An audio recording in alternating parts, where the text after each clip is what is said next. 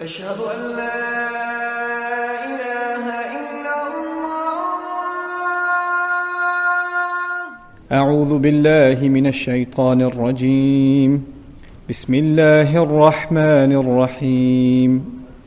أرأيت الذي يكذب بالدين فذلك الذي يدع اليتيم ولا يحض على طعام المسكين فويل للمصلين الذين هم عن صلاتهم ساهون الذين هم يراءون ويمنعون الماعون. رب اشرح لي صدري ويسر لي أمري واحلل عقدة من لساني يفقه قولي. والحمد لله رب العالمين والصلاة والسلام على سيد الأنبياء والمرسلين وعلى آله وصحبه ومن استنى بسنته إلى يوم الدين. اللهم اجعلنا منهم ومن الذين آمنوا وعملوا الصالحات وتواصوا بالحق وتواصوا بالصبر آمين يا رب العالمين. আচ্ছা, আপনারা তেলাওয়াত যেমন শুনলেন, আমরা আজ আমাদের নতুন পাঠ সূরাতুল মাউন শুরু করতে যাচ্ছি, যে সূরাটিকে অন্য জায়গায় সূরাতুদ্দীনও বলা হয়। আলোচনা শুরু করার আগে আমি কিছু ভূমিকামূলক কথা বলতে চাই, যাতে আপনাদের আলোচনা বুঝতে সুবিধা হয়। একেবারে শুরুতে স্মরণ করুন, আগের সূরাটি আমরা খুবই শক্তিশালী ব্যাখ্যা শেষ করেছিলাম, যেখানে কুরাইশদের উপর পুরোপুরিভাবে একটি দাবি পেশ করা হয়।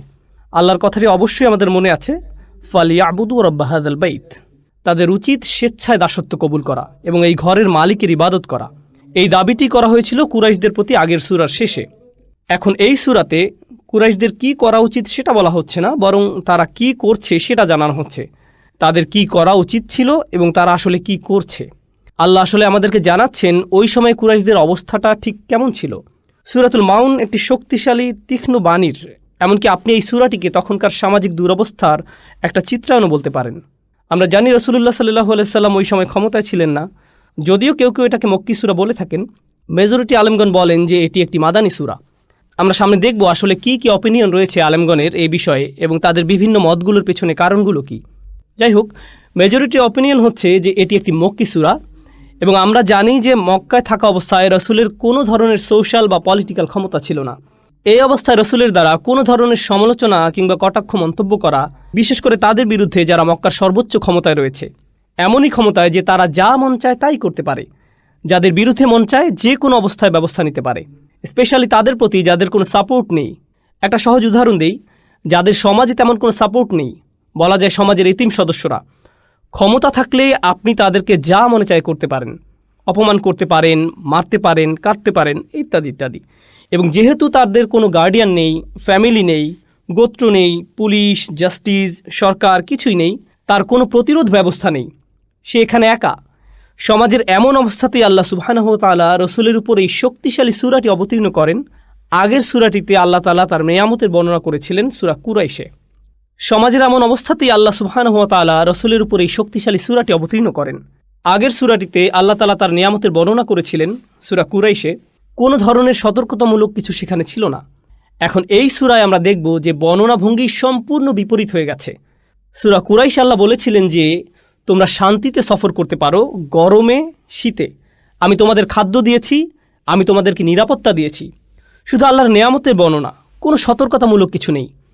এখন যখন আল্লাহর নেয়ামত জানার পরেও তাদের আচরণে কোনো পরিবর্তন হলো না, সাইকোলজির ভাষায় এটাকে বলা হয় পজিটিভ রিইনফোর্সমেন্ট।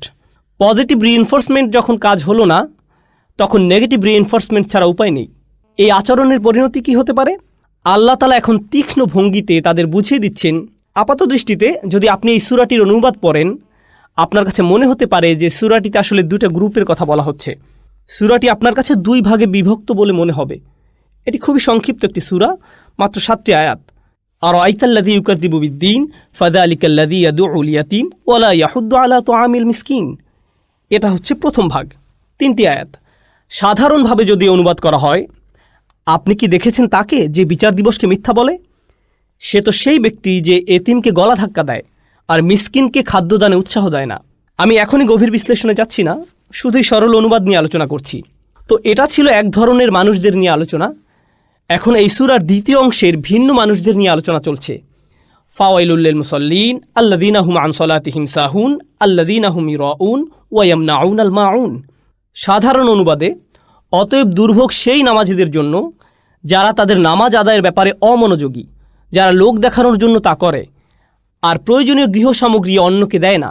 আপাত দৃষ্টিতে মনে হয় যে এখানে দুটা গ্রুপের কথা বলা হচ্ছে। যখন আমরা সূরাটি গভীরভাবে পর্যালোচনা করব তখন আমরা দেখব যে এটা আসলে একটি গ্রুপের কথা বলা হচ্ছে, একটি গ্রুপের কথা বলছে। এবং ইনশাআল্লাহ আমরা সূরাটির প্রথম ভাগ এবং দ্বিতীয় ভাগের ভিতরে একটা কানেকশন খোঁজার চেষ্টা করব। লক্ষ্য করে দেখুন, সূরাটির প্রথম ভাগে যার কথা বলা হচ্ছে পরিষ্কার যে সে বিশ্বাসী নয়, কিন্তু দ্বিতীয়ার্ধে যাদের কথা বলা হচ্ছে তারা নামাজ পড়ছেন। সেটা ঠিক যে তারা লোক দেখানো নামাজ পড়ছে বা নিজেকে জাহির করার সস্তা বানাচ্ছে, কিন্তু তারপরও অ্যাটলিস্ট তারা নামাজ পড়ছে। তাই মনে হয় যেন নিশ্চয়ই এখানে বিশ্বাসীদের কথা বলা হচ্ছে।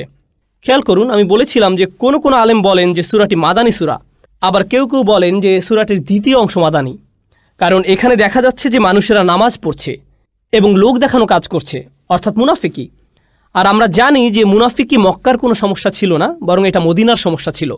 এই বিষয়টি বিবেচনা করে কেউ কেউ বলে থাকেন যে এটি একটি মাদানী সূরা, অর্থাৎ মনে হয় যেন সূরাটির প্রথম অর্ধ কাফেরদের সম্পর্কে বলছে এবং দ্বিতীয় অর্ধে মুনাফিক সম্পর্কে বলছে।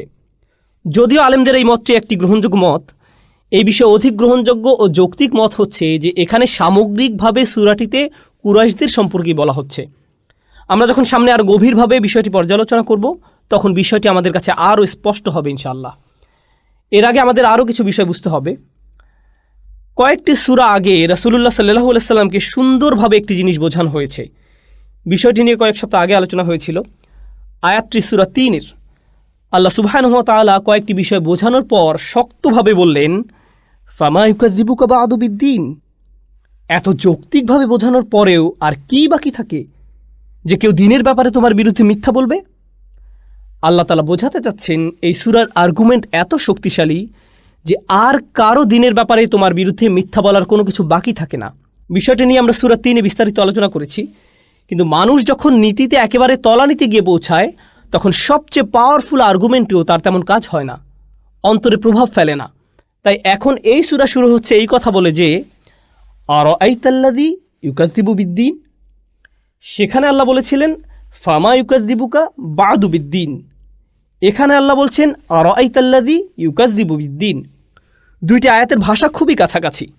প্রথমটিতে বলেছিলেন আর কি অজুহাত বাকি থাকে যে তারা দিনের ব্যাপারে মিথ্যা বলবে। পরেরটিতে আল্লাহ সেই একই রাসূলের প্রতি বলছেন। আর হ্যাঁ, প্রথম আয়াতটিতেও আল্লাহ তাআলা রাসূলের প্রতিই বলেছিলেন ফামা ইউকাযযিবু কা। এখানে কা দ্বারা রাসূলুল্লাহ সাল্লাল্লাহু আলাইহি সাল্লামকে বোঝানো হচ্ছে। এই সূরাতে প্রথম আয়াত আরাআই তা, এখানে তা দ্বারা একইভাবে রাসূলুল্লাহকে বোঝানো হচ্ছে। তুমি কি দেখেছো সেই ব্যক্তিকে? মানে হে নবী, তুমি কি সেই ব্যক্তিকে চেনো যে দিনের ব্যাপারে মিথ্যা বলে? এত চমৎকার সব যুক্তি দ্বারা বোঝানোর পরও অকৃতজ্ঞতার কত উচ্চ লেভেলে সেই ব্যক্তি পৌঁছেছে। এত কিছুর পরেও সে দিনের ব্যাপারে মিথ্যা বলছে। কত নিচু মন মানসিকতার পতন ঘটেছে তার। আল্লাহ এই সূরাতে প্রকাশ করবেন এই ব্যক্তি কিভাবে নিম্ন থেকে নিম্নতর মানসিকতার এই পর্যায়ে পৌঁছেছে। সূরা ৩-এ আল্লাহ শুধু সতর্ক করেছিলেন সুম্মা রাদাদনাহু আসফালা সাফিলিন। মনে আছে নিশ্চয়ই আপনাদের, নিচ থেকে নিচতর। এখন এই সূরাতে আল্লাহ উদাহরণ দিয়ে দেখিয়ে দিবেন। আগের সূরাটিতে বিষয়টা ছিল ব্যাপক, সেখানে সমগ্র মানব জাতি সম্পর্কে বলা হয়েছে লাকাদ খলাকনাল ইনসানা, মানে সমগ্র মানব জাতি। কিন্তু এই সূরা আসছে শুধু কুরাইশদের নিয়ে এবং রাসূলকে জিজ্ঞেস করা হচ্ছে তুমি কি দেখেছিলে? এখন রাসূল দেখেছেন কি? তিনি নিশ্চয়ই সমগ্র মানব জাতি দেখেননি, তিনি দেখেছেন শুধু কুরাইশদের। অর্থাৎ এখন আঙুল তাক করা হয়েছে কুরাইশদের দিকে। জেনারেল ওয়ার্নিং থেকে পরিবর্তিত হয়ে বিষয়টি খুবই সীমিত আকারে, নির্দিষ্টভাবে এবং সরাসরি এই অপরাধীদের প্রতি ইঙ্গিত করা হচ্ছে। আরও নির্দিষ্টভাবে বললে কুরাইশ লিডারদের প্রতি ইঙ্গিত করা হচ্ছে। সেটা আমরা শীঘ্রই দেখতে পাবো ইনশাআল্লাহ। তো আরাআইতা প্রথম শব্দগুলো, এটা একটা অলংকারিক প্রশ্ন, তুমি কি দেখেছিলে? এতক্ষণ আমরা দুই ধরনের প্রশ্ন পেয়েছি যা আল্লাহ তাআলা তার বার্তাবাহককে করেছিলেন সাল্লাল্লাহু আলাইহি সাল্লাম। আল্লাহ বলেন আলাম তারা, তুমি কি দেখো নাই? এটা সূরাতুল ফিলে ছিল। আল্লাহ বলেন আলাম তারা কাইফা ফাআলা রাব্বুকা বিআসহাবিল ফিল, আলাম তারা কাইফা ফাআলা রাব্বুকা বিআদ। অর্থাৎ এই আলাম তারা হচ্ছে তুমি কি দেখোনি, আর এখন আরাআইতা তুমি কি দেখেছিলে। তাহলে দুইটা শব্দের মধ্যে পার্থক্যটা কি?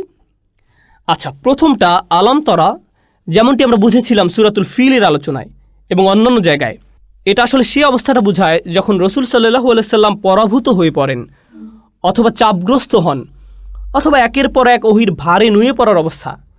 তিনি দাওয়াত দিয়েই যাচ্ছেন অথচ ফল পাচ্ছেন না, এবং তিনি দেখেন যে সকল ক্ষমতা বিরোধীদের হাতে, আর ওনার হাতে কিছুই নেই। ঠিক এরকম সময়ে আল্লাহ স্মরণ করিয়ে দেন, তোমার কি আগের সেই ঘটনাগুলো জানা নেই যেগুলোর পরিণতি ঘটেছিল আমার হাতে, এবং কিভাবে আমার সাহায্য পৌঁছায়? তুমি কি দেখো নাই? এই যে তুমি কি দেখো নাই, এটা সে সকল ক্ষেত্রেই ব্যবহার করা হয় যখন রাসূলুল্লাহ ভোগান্তির মধ্যে থাকেন সাল্লাল্লাহু আলাইহি সাল্লাম। কিন্তু এখন এক্ষেত্রে আল্লাহ তাআলা রাসূলের কঠিন অবস্থা নয়, বরং শক্ত অবস্থান দেখাচ্ছেন, তাদের দিকে ইশারা করছেন যাদেরকে নিচু দৃষ্টিতে দেখা উচিত, কুরাইশদের ছোট করে দেখতে বলছেন। অর্থাৎ দুর্বল বা পরাভূত অবস্থা থেকে আল্লাহ তাআলা এখন রাসূলকে শক্তিশালী অবস্থানে নিয়ে আসছেন সুবহানাহু ওয়া তাআলা। আলোচনা আরও অগ্রসর হলে আমরা বিষয়টি আরও ভালোভাবে বুঝবো ইনশাআল্লাহ। আরেকটা বিষয় যেটা খুবই গুরুত্বপূর্ণ আমাদের জন্য, সেটা হলো আল্লাহর দয়া।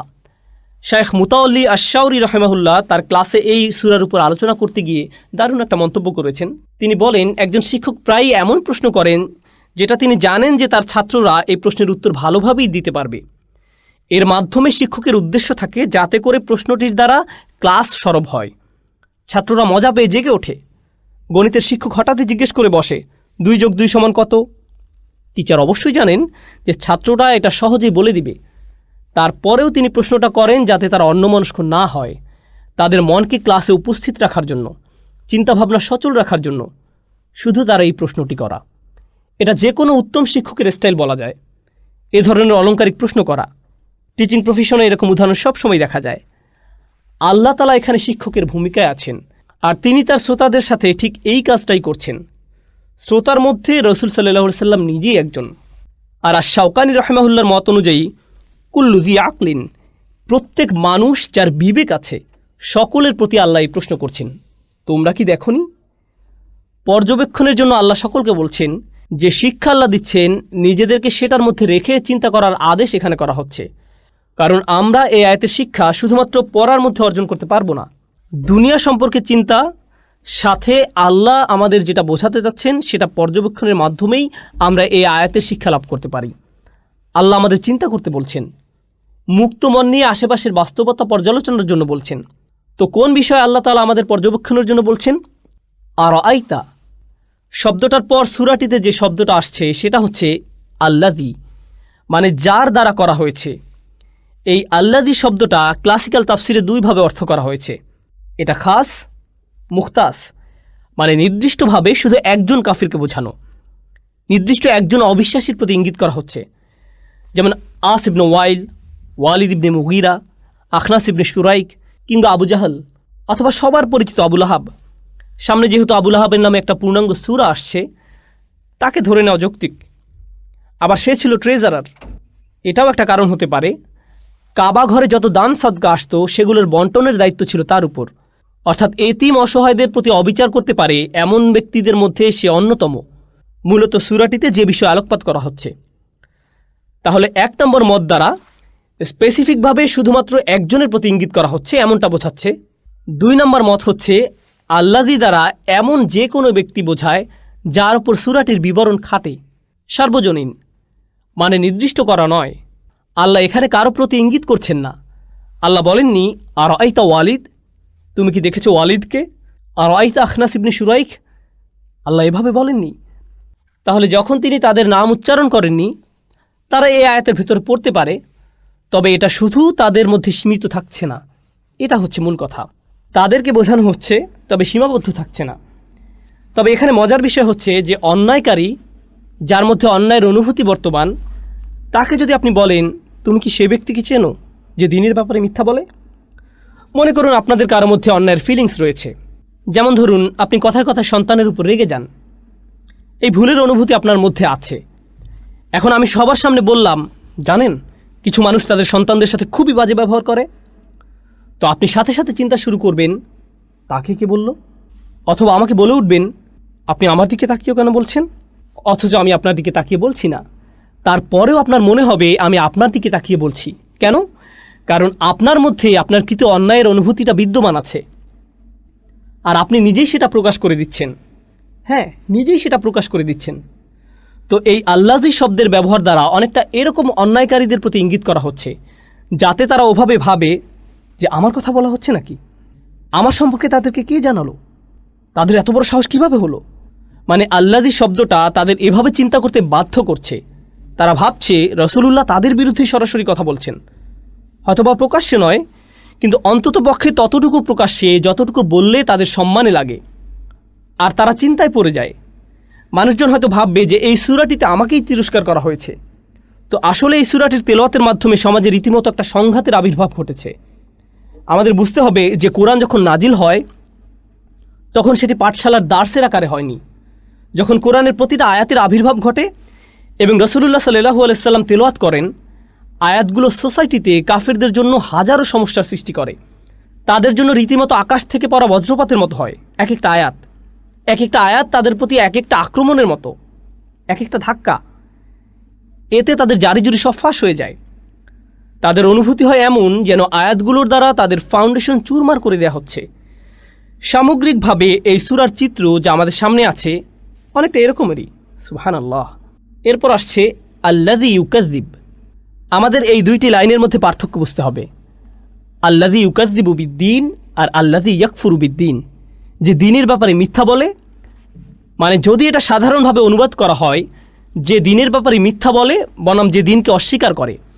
কুফুর অর্থাৎ পরেরটা হচ্ছে সরাসরি অস্বীকার, বাতিল ঘোষণা করা। বুঝতে হবে যে কুফুর আর তাকযীবের মধ্যে পার্থক্য কী। তাকযীব, প্রথম শব্দটা হচ্ছে তাকযীব, কাযযাবা ইউকাযযিবু তাকযীব। দুটো শব্দের মধ্যে পার্থক্য কী? কুফর হচ্ছে সরাসরি অস্বীকার ও প্রত্যাখ্যান করে দেয়া। এখন তাকযীব মানে কারো বিরুদ্ধে মিথ্যা বলা। আরবিতে একটি ইন্টারেস্টিং শব্দ। আপনি যখন কারো নামে মিথ্যা বলছেন মানে তাকে শত্রু বানিয়ে নিচ্ছেন। সাথে আরও কিছু বিষয় আছে। আপনি তাকে মিথ্যাবাদী বলছেন মানে যে তাকযীব করছে সে দিনকে মিথ্যা বলছে, রাসূলুল্লাহকে মিথ্যাবাদী বলছে। অর্থাৎ ইউকাযযিবু বিআয়াতিল্লাহ, ইউকাযযিবু বিরাসূলিল্লাহ সাল্লাল্লাহু আলাইহি সাল্লাম। সাথে এটা এমনটা বোঝাচ্ছে যে আপনি জানেন এটা সত্য, কিন্তু তারপরেও জেনে শুনে এটাকে মিথ্যা বলে দিচ্ছেন। একজন কাফির শুধুই অস্বীকার করছে, সে এটাকে সত্য মানেইনি, এটা সত্যতা সে বোঝেইনি, জাস্ট বাতিল করে দিয়েছে প্রথমেই। যাই হোক, কিন্তু ইউকাযযিবু মানে সে ব্যক্তি জেনেছে এটা সত্য, তারপরেও সিদ্ধান্ত নিয়েছে এটাকে মিথ্যা সাব্যস্ত করার। মানে সে নিজেই প্রকৃত অর্থে একজন মিথ্যাবাদী যখন সে এই কাজটি করছে। একজনকে মিথ্যাবাদী হওয়ার জন্য আমরা জানি এতটুকু যথেষ্ট যে তার ভেতরে যা আছে মুখ দিয়ে তা থেকে ভিন্ন কিছু প্রকাশ হওয়া, যেটাকে মিথ্যাবাদী বলে। তো তার ভিতরে যা আছে তা হচ্ছে যে এই বাণী সত্য, কিন্তু সে চাচ্ছে এই বাণীর বিরুদ্ধে শত্রুতা পোষণ করতে। তো সে জেনে বুঝে দিনের বিরুদ্ধে মিথ্যা বলছে, যদিও তার বিবেক বলছে এই দিন সত্য। সে তার বিবেককে নিজের হাতে একেবারে শ্বাসরোধ করে হত্যা করেছে। তারপর যেটা সে জানে যে চিরন্তন সত্য সেটাকে মিথ্যা প্রমাণ করছে। সুবহানাল্লাহ। এই হচ্ছে আল্লাযী ইউকাযযিবু শব্দদ্বয়ের সহজ ব্যাখ্যা। সহজে বললে আল্লাহ এখানে শুধুমাত্র একজন প্রত্যাখ্যানকারী যে বলে আমি মুহাম্মদকে বিশ্বাস করি না তার কথা বলছেন না, বরং আল্লাহ তাআলা এখানে একজন কাফিরের সাইকোলজিক্যাল অবস্থা বর্ণনা করছেন এবং তাকে জানান দিচ্ছেন যে আমি জানি তোমার ভিতরে কি চলছে, আমি জানি যে তুমি ইতোমধ্যে এই সত্য স্বীকার করে নিয়েছো, এবং আমি এও জানি যে এটা শুধু তোমার অহমিকা, তোমার অধ্যত্ত স্বভাব আর পাপের প্রতি আসক্তি যা তোমাকে এই সত্য দিন স্বীকার করে নিতে বাধা দিচ্ছে। তাই আমি তোমাকে আল্লাযী ইয়াকফুরু বিদ্দীন না বলে বলবো আল্লাযী ইউকাযযিবু বিদ্দীন। সুবহানাল্লাহ। খুবই তীক্ষ্ণ শব্দের ব্যবহার যেটা এখানে করা হচ্ছে। আরেকটা লক্ষণীয় বিষয় হচ্ছে এখানে আল্লাযী কাযযাবা বলা হয়নি। দেখুন, আরাআইতা ছিল অতীতকালে, তুমি কি দেখেছিলে? তার মানে রাসূলুল্লাহ ইতিমধ্যেই দেখেছেন। আল্লাহ বলছেন না আতারা, তুমি কি দেখেছো? এভাবে বললে হতো বর্তমানকাল, তাদেরকে এখন গিয়ে দেখো। কিন্তু রাসূলুল্লাহ তাদেরকে আগের থেকেই দেখেছেন। যখন বলা হয় ইউকাযযিবু, এটা মুদারে ফর্ম, মানে বর্তমানকাল ব্যবহার করা হচ্ছে। ইয়াদুল্লু আলাল ইস্তিমরার, এর দ্বারা বর্তমান ঘটনা বোঝাচ্ছে। অর্থাৎ তারা দিনের বিরুদ্ধে মিথ্যাচার করে প্রতিদিন।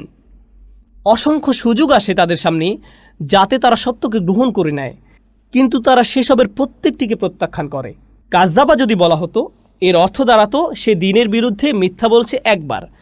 ইউকাযযিবু মানে সে মিথ্যা বলে বারবার। সে অনেক নিদর্শন যাচাই করে, মনে মনে তার সত্যতা সম্পর্কে আরও আশ্বস্ত হয়, কিন্তু বাহিরে সে এটার আরও বিরুদ্ধে আসে এবং একের পর এক তাকযীব আর তাকজিব আবার তাকজিব করতে থাকে। ইউকাযযিবু শব্দ দ্বারা এটাই বোঝাচ্ছে। এখন আমরা যাচ্ছি দিন শব্দটাতে। এর আগে জুজ আম্মার অন্য সূরাগুলোর ব্যাখ্যায় দিন শব্দটা নিয়ে আমরা আলোচনা করেছি। আমি এখন এটা নিয়ে বিস্তারিত আলোচনায় যাচ্ছি না।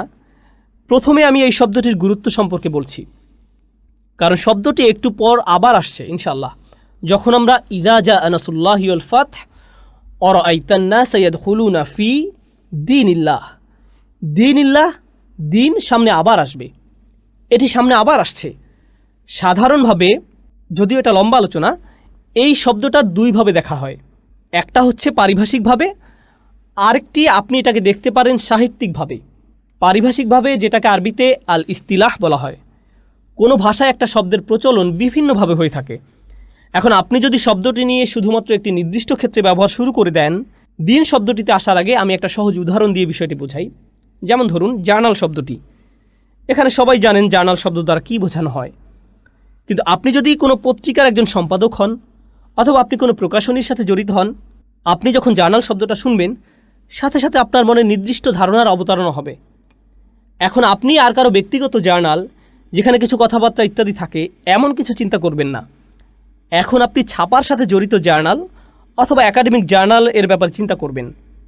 একইভাবে আপনি যদি কোনো অ্যাকাউন্টেন্টের সাথে কথা বলেন, তার কাছে জার্নাল বলতে অ্যাকাউন্টিংয়ের সাথে জড়িত জার্নালের কথা মনে হবে, যেখানে রেকর্ড সংরক্ষণ করা হয়, ডেবিট ক্রেডিট ইত্যাদি আলোচনা থাকে। অর্থাৎ শব্দটা ব্যাপক, কিন্তু এটা যখন নির্দিষ্ট কোনো ফিল্ডের মানুষের সাথে নির্দিষ্ট বিষয়ে আলোচনা হচ্ছে, অর্থটাও তখন নির্দিষ্ট হয়ে যাচ্ছে। একই বিষয়টি আমরা লক্ষ্য করতে পারি সাইট শব্দটার ক্ষেত্রে। আপনি যদি কনস্ট্রাকশনের কাজ করে এমন কারোর সাথে আড্ডা দেন আর বলেন আমি একটি সাইটে কাজ করি, তাহলে দেখবেন সে ভাববে আপনি একটি কনস্ট্রাকশন সাইটে কাজ করেন। এখন একই কথাটা যদি আপনি কোনো ওয়েব ডেভেলপার অথবা প্রোগ্রামারের সাথে বলেন, সে ভাববে আপনি সম্ভবত কোনো ওয়েবসাইটের কথা বলছেন। অর্থাৎ বিষয়টি পরিষ্কার যে নির্দিষ্ট প্রেক্ষাপটের ক্ষেত্রে একটি শব্দ নির্দিষ্ট অর্থ বহন করে। আরবি ভাষায় কিছু শব্দের ক্ষেত্রেও বিষয়টি একইভাবে কাজ করে। ইসলামের আবির্ভাবের পরে সেগুলো কিছু নির্দিষ্ট অর্থ প্রকাশের জন্য ব্যবহৃত হয়। যেমন সালাত শব্দটা আরবদের কাছে আগে থেকেই ছিল, এটা নির্দিষ্ট অর্থও ছিল। কিন্তু যখন ইসলাম চলে আসলো, এই শব্দটা আর যে কোনো ইবাদতের জন্য ব্যবহার হতো না। তাহলে কিসের জন্য ব্যবহার হতো? সেই নির্দিষ্ট পবিত্র ইবাদতের জন্য, যা দিনে অন্ততপক্ষে 5 বার সম্পন্ন হয়। হ্যাঁ, এই শব্দ দ্বারা শুধু এটাই বোঝানো হতো, নির্দিষ্ট এই ইবাদত। ইসলামের আগমনের পর সালাত শব্দ দ্বারা শুধুমাত্র ঝুঁকে সেজদা বা সকলে মিলে হাত উপরে তুলে ভিন্ন কোনো প্রার্থনা কিংবা মোমবাতি জ্বালানো ইত্যাদি কিছুই বোঝানো হতো না। পুরোপুরি পরিবর্তন এবং নির্দিষ্ট হয়ে গেল। একইভাবে আমাদের এই দিন শব্দটার ব্যাপারেও বলা যায়, আরবে এটার সাধারণ অর্থ প্রচলিত ছিল, কিন্তু ইসলামের আগমনের পরে এর দ্বারা শুধুমাত্র ইসলামই বোঝানো হলো। যখন আপনি বলেন আর দিন, তার দ্বারা সেই দিনের বিরুদ্ধে মিথ্যা বলে। ইসলামের আগমনের পর এখানে দিন দ্বারা নির্দিষ্টভাবে ইসলামকে বোঝানো হচ্ছে।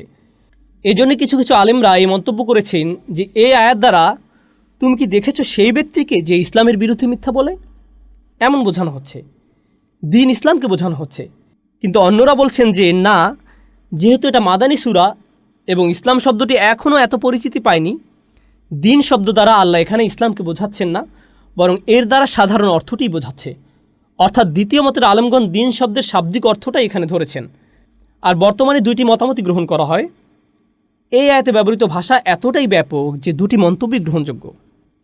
আচ্ছা, তাহলে প্রথম অপিনিয়নটি ছিল যে তুমি কি সেই ব্যক্তিকে দেখেছো যে দিন ইসলামের বিরুদ্ধে মিথ্যা বলে, মানে মিথ্যা বলে রাসূলের বিরুদ্ধে, কোরআনের বিরুদ্ধে, ইসলামের বিরুদ্ধে, লা ইলাহা ইল্লাল্লাহু মুহাম্মাদুর রাসূলুল্লাহ সাল্লাল্লাহু আলাইহি সাল্লাম এই ধারণার বিরুদ্ধে। কিন্তু এখানে দিন শব্দের রয়েছে ভিন্ন আরেক অর্থ, যেটা এসেছে দানা ইয়া দিনু থেকে। শাব্দিকভাবে এটার অর্থ দাঁড়ায় ধার দেয়া, যা অবশ্যই হিবা থেকে ভিন্ন। আরবিতে হিবা শব্দের অর্থ হচ্ছে উপহার দেয়া। দাইন আর হিবা এই 2 শব্দের মধ্যে পার্থক্য হচ্ছে, হিবা দেওয়ার পর কেউ এটা ফেরত পাওয়ার আশা করে না, কিন্তু দাইন দেওয়ার পর অবশ্যই সেটা ফেরত আশা করে। এবং এটা আরবদের কাছে এতই বিরক্তিকর ছিল যে কেউ যদি উপহার দিয়ে সেটা ফেরত আশা করে, তাহলে তারা বলতো এটা অনেকটা এমন যেন সে তার বমি ফেরত চাচ্ছে। এটাকে এতই নিচু কাজ মনে করতো তারা, উপহার দিয়ে এভাবে ফেরত নেওয়াটা। কিন্তু দাইনের ব্যাপারটা হলো সেটা থেকে আলাদা। আমি যদি দাইন অর্থাৎ ধার দিয়ে থাকি, তাহলে অবশ্যই এটা নির্দিষ্ট সময়ে আমাকে ফেরত দিতে হবে। পরিশোধ করার এই সিস্টেম শোধ করে দেওয়ার এই ধারণাটা, এটা আরবরা শুধু ধারের ক্ষেত্রেই নয়, বরং সকল ক্ষেত্রেই ব্যবহার করত। যেমন আরবদের এই প্রবাদ কামা তাদিনু তুদানু, অর্থাৎ মানুষদের সাথে তুমি যেভাবে আচরণ করবে তোমার সাথে সেভাবেই আচরণ করা হবে, তুমি যেভাবে লেনদেন করবে তোমার সাথে ওভাবেই করা হবে।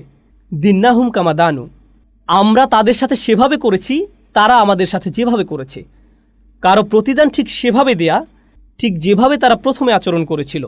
এভাবে যদি হিসাব করা হয় দিন বলতে তাহলে প্রতিদান বোঝায়। এবং প্রতিদানের দিক থেকে বিবেচনা করলে আমাদের আগে বুঝতে হবে নবুয়তের একেবারে শুরুতে যে বিষয়ে রাসূলুল্লাহ সাল্লাল্লাহু আলাইহি সাল্লাম কথা বলা শুরু করেছিলেন, যেটা থেকে মূলত বিতর্কের শুরু হয়। আপনাদের মনে আছে হয়তো, রাসূলুল্লাহ পাহাড়ের উপর উঠলেন এবং মানুষদের কিছু বলা শুরু করলেন।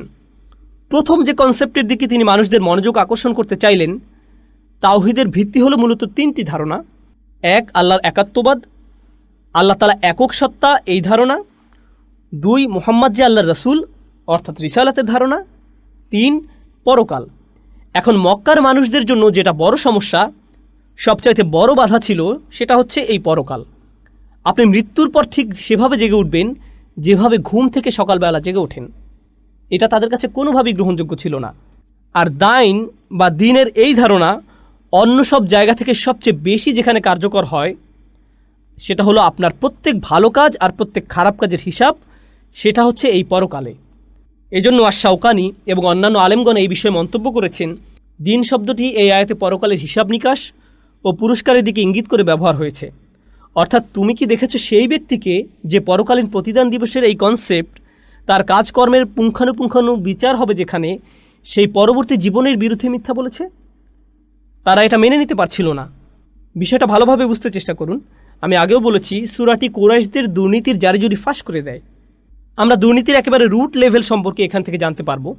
আসলে আপনি সৃষ্টিকর্তায় বিশ্বাস রাখতে পারেন, ধর্মে বিশ্বাস রাখতে পারেন, কিন্তু যদি আপনার সেই বিশ্বাস দুর্বল হয়, এক্ষেত্রে যে পরকালের জবাবদিহিতা সম্পর্কে আপনার গুরুত্ব নেই, তাহলে আপনার দ্বারা অন্যায় জুলুম হবেই।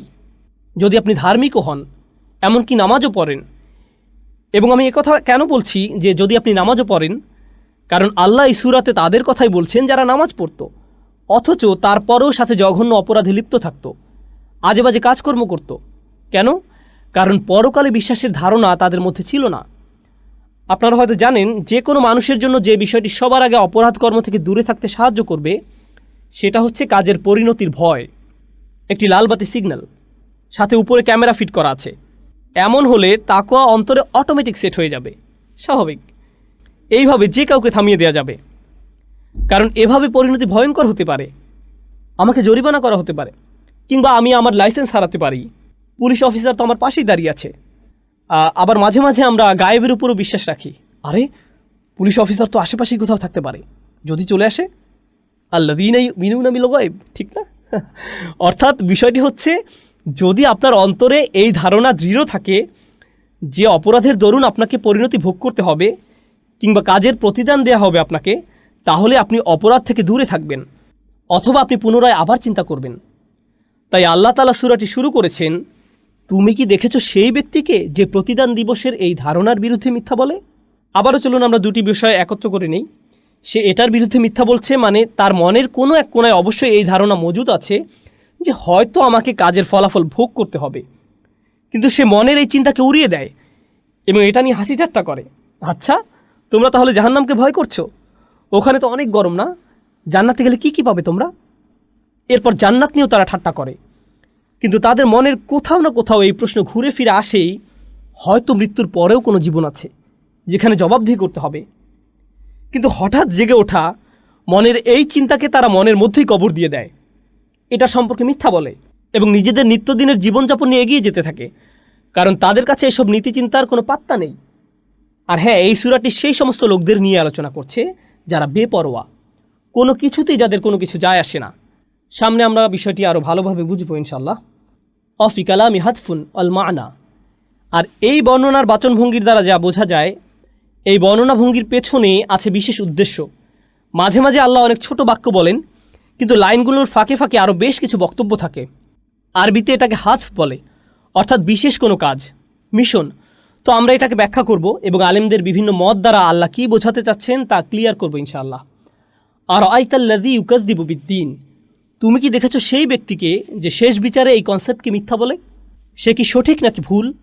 সে কি সত্য পথে আছে নাকি মিথ্যায়? তুমি কি ভেবে দেখেছো তার অবস্থাটা? এটা হচ্ছে পরিপূর্ণ অর্থ উপরের আয়াতে যা বোঝানো হচ্ছে। ওয়ালিদ ইবনে মুগিরা, আস ইবনে ওয়াইল, আখনাস ইবনে শুরাইক, আবু জাহল, আবু লাহাব ইত্যাদি মানুষরা এই আয়াতের গণ্ডির ভেতরে পড়ছে।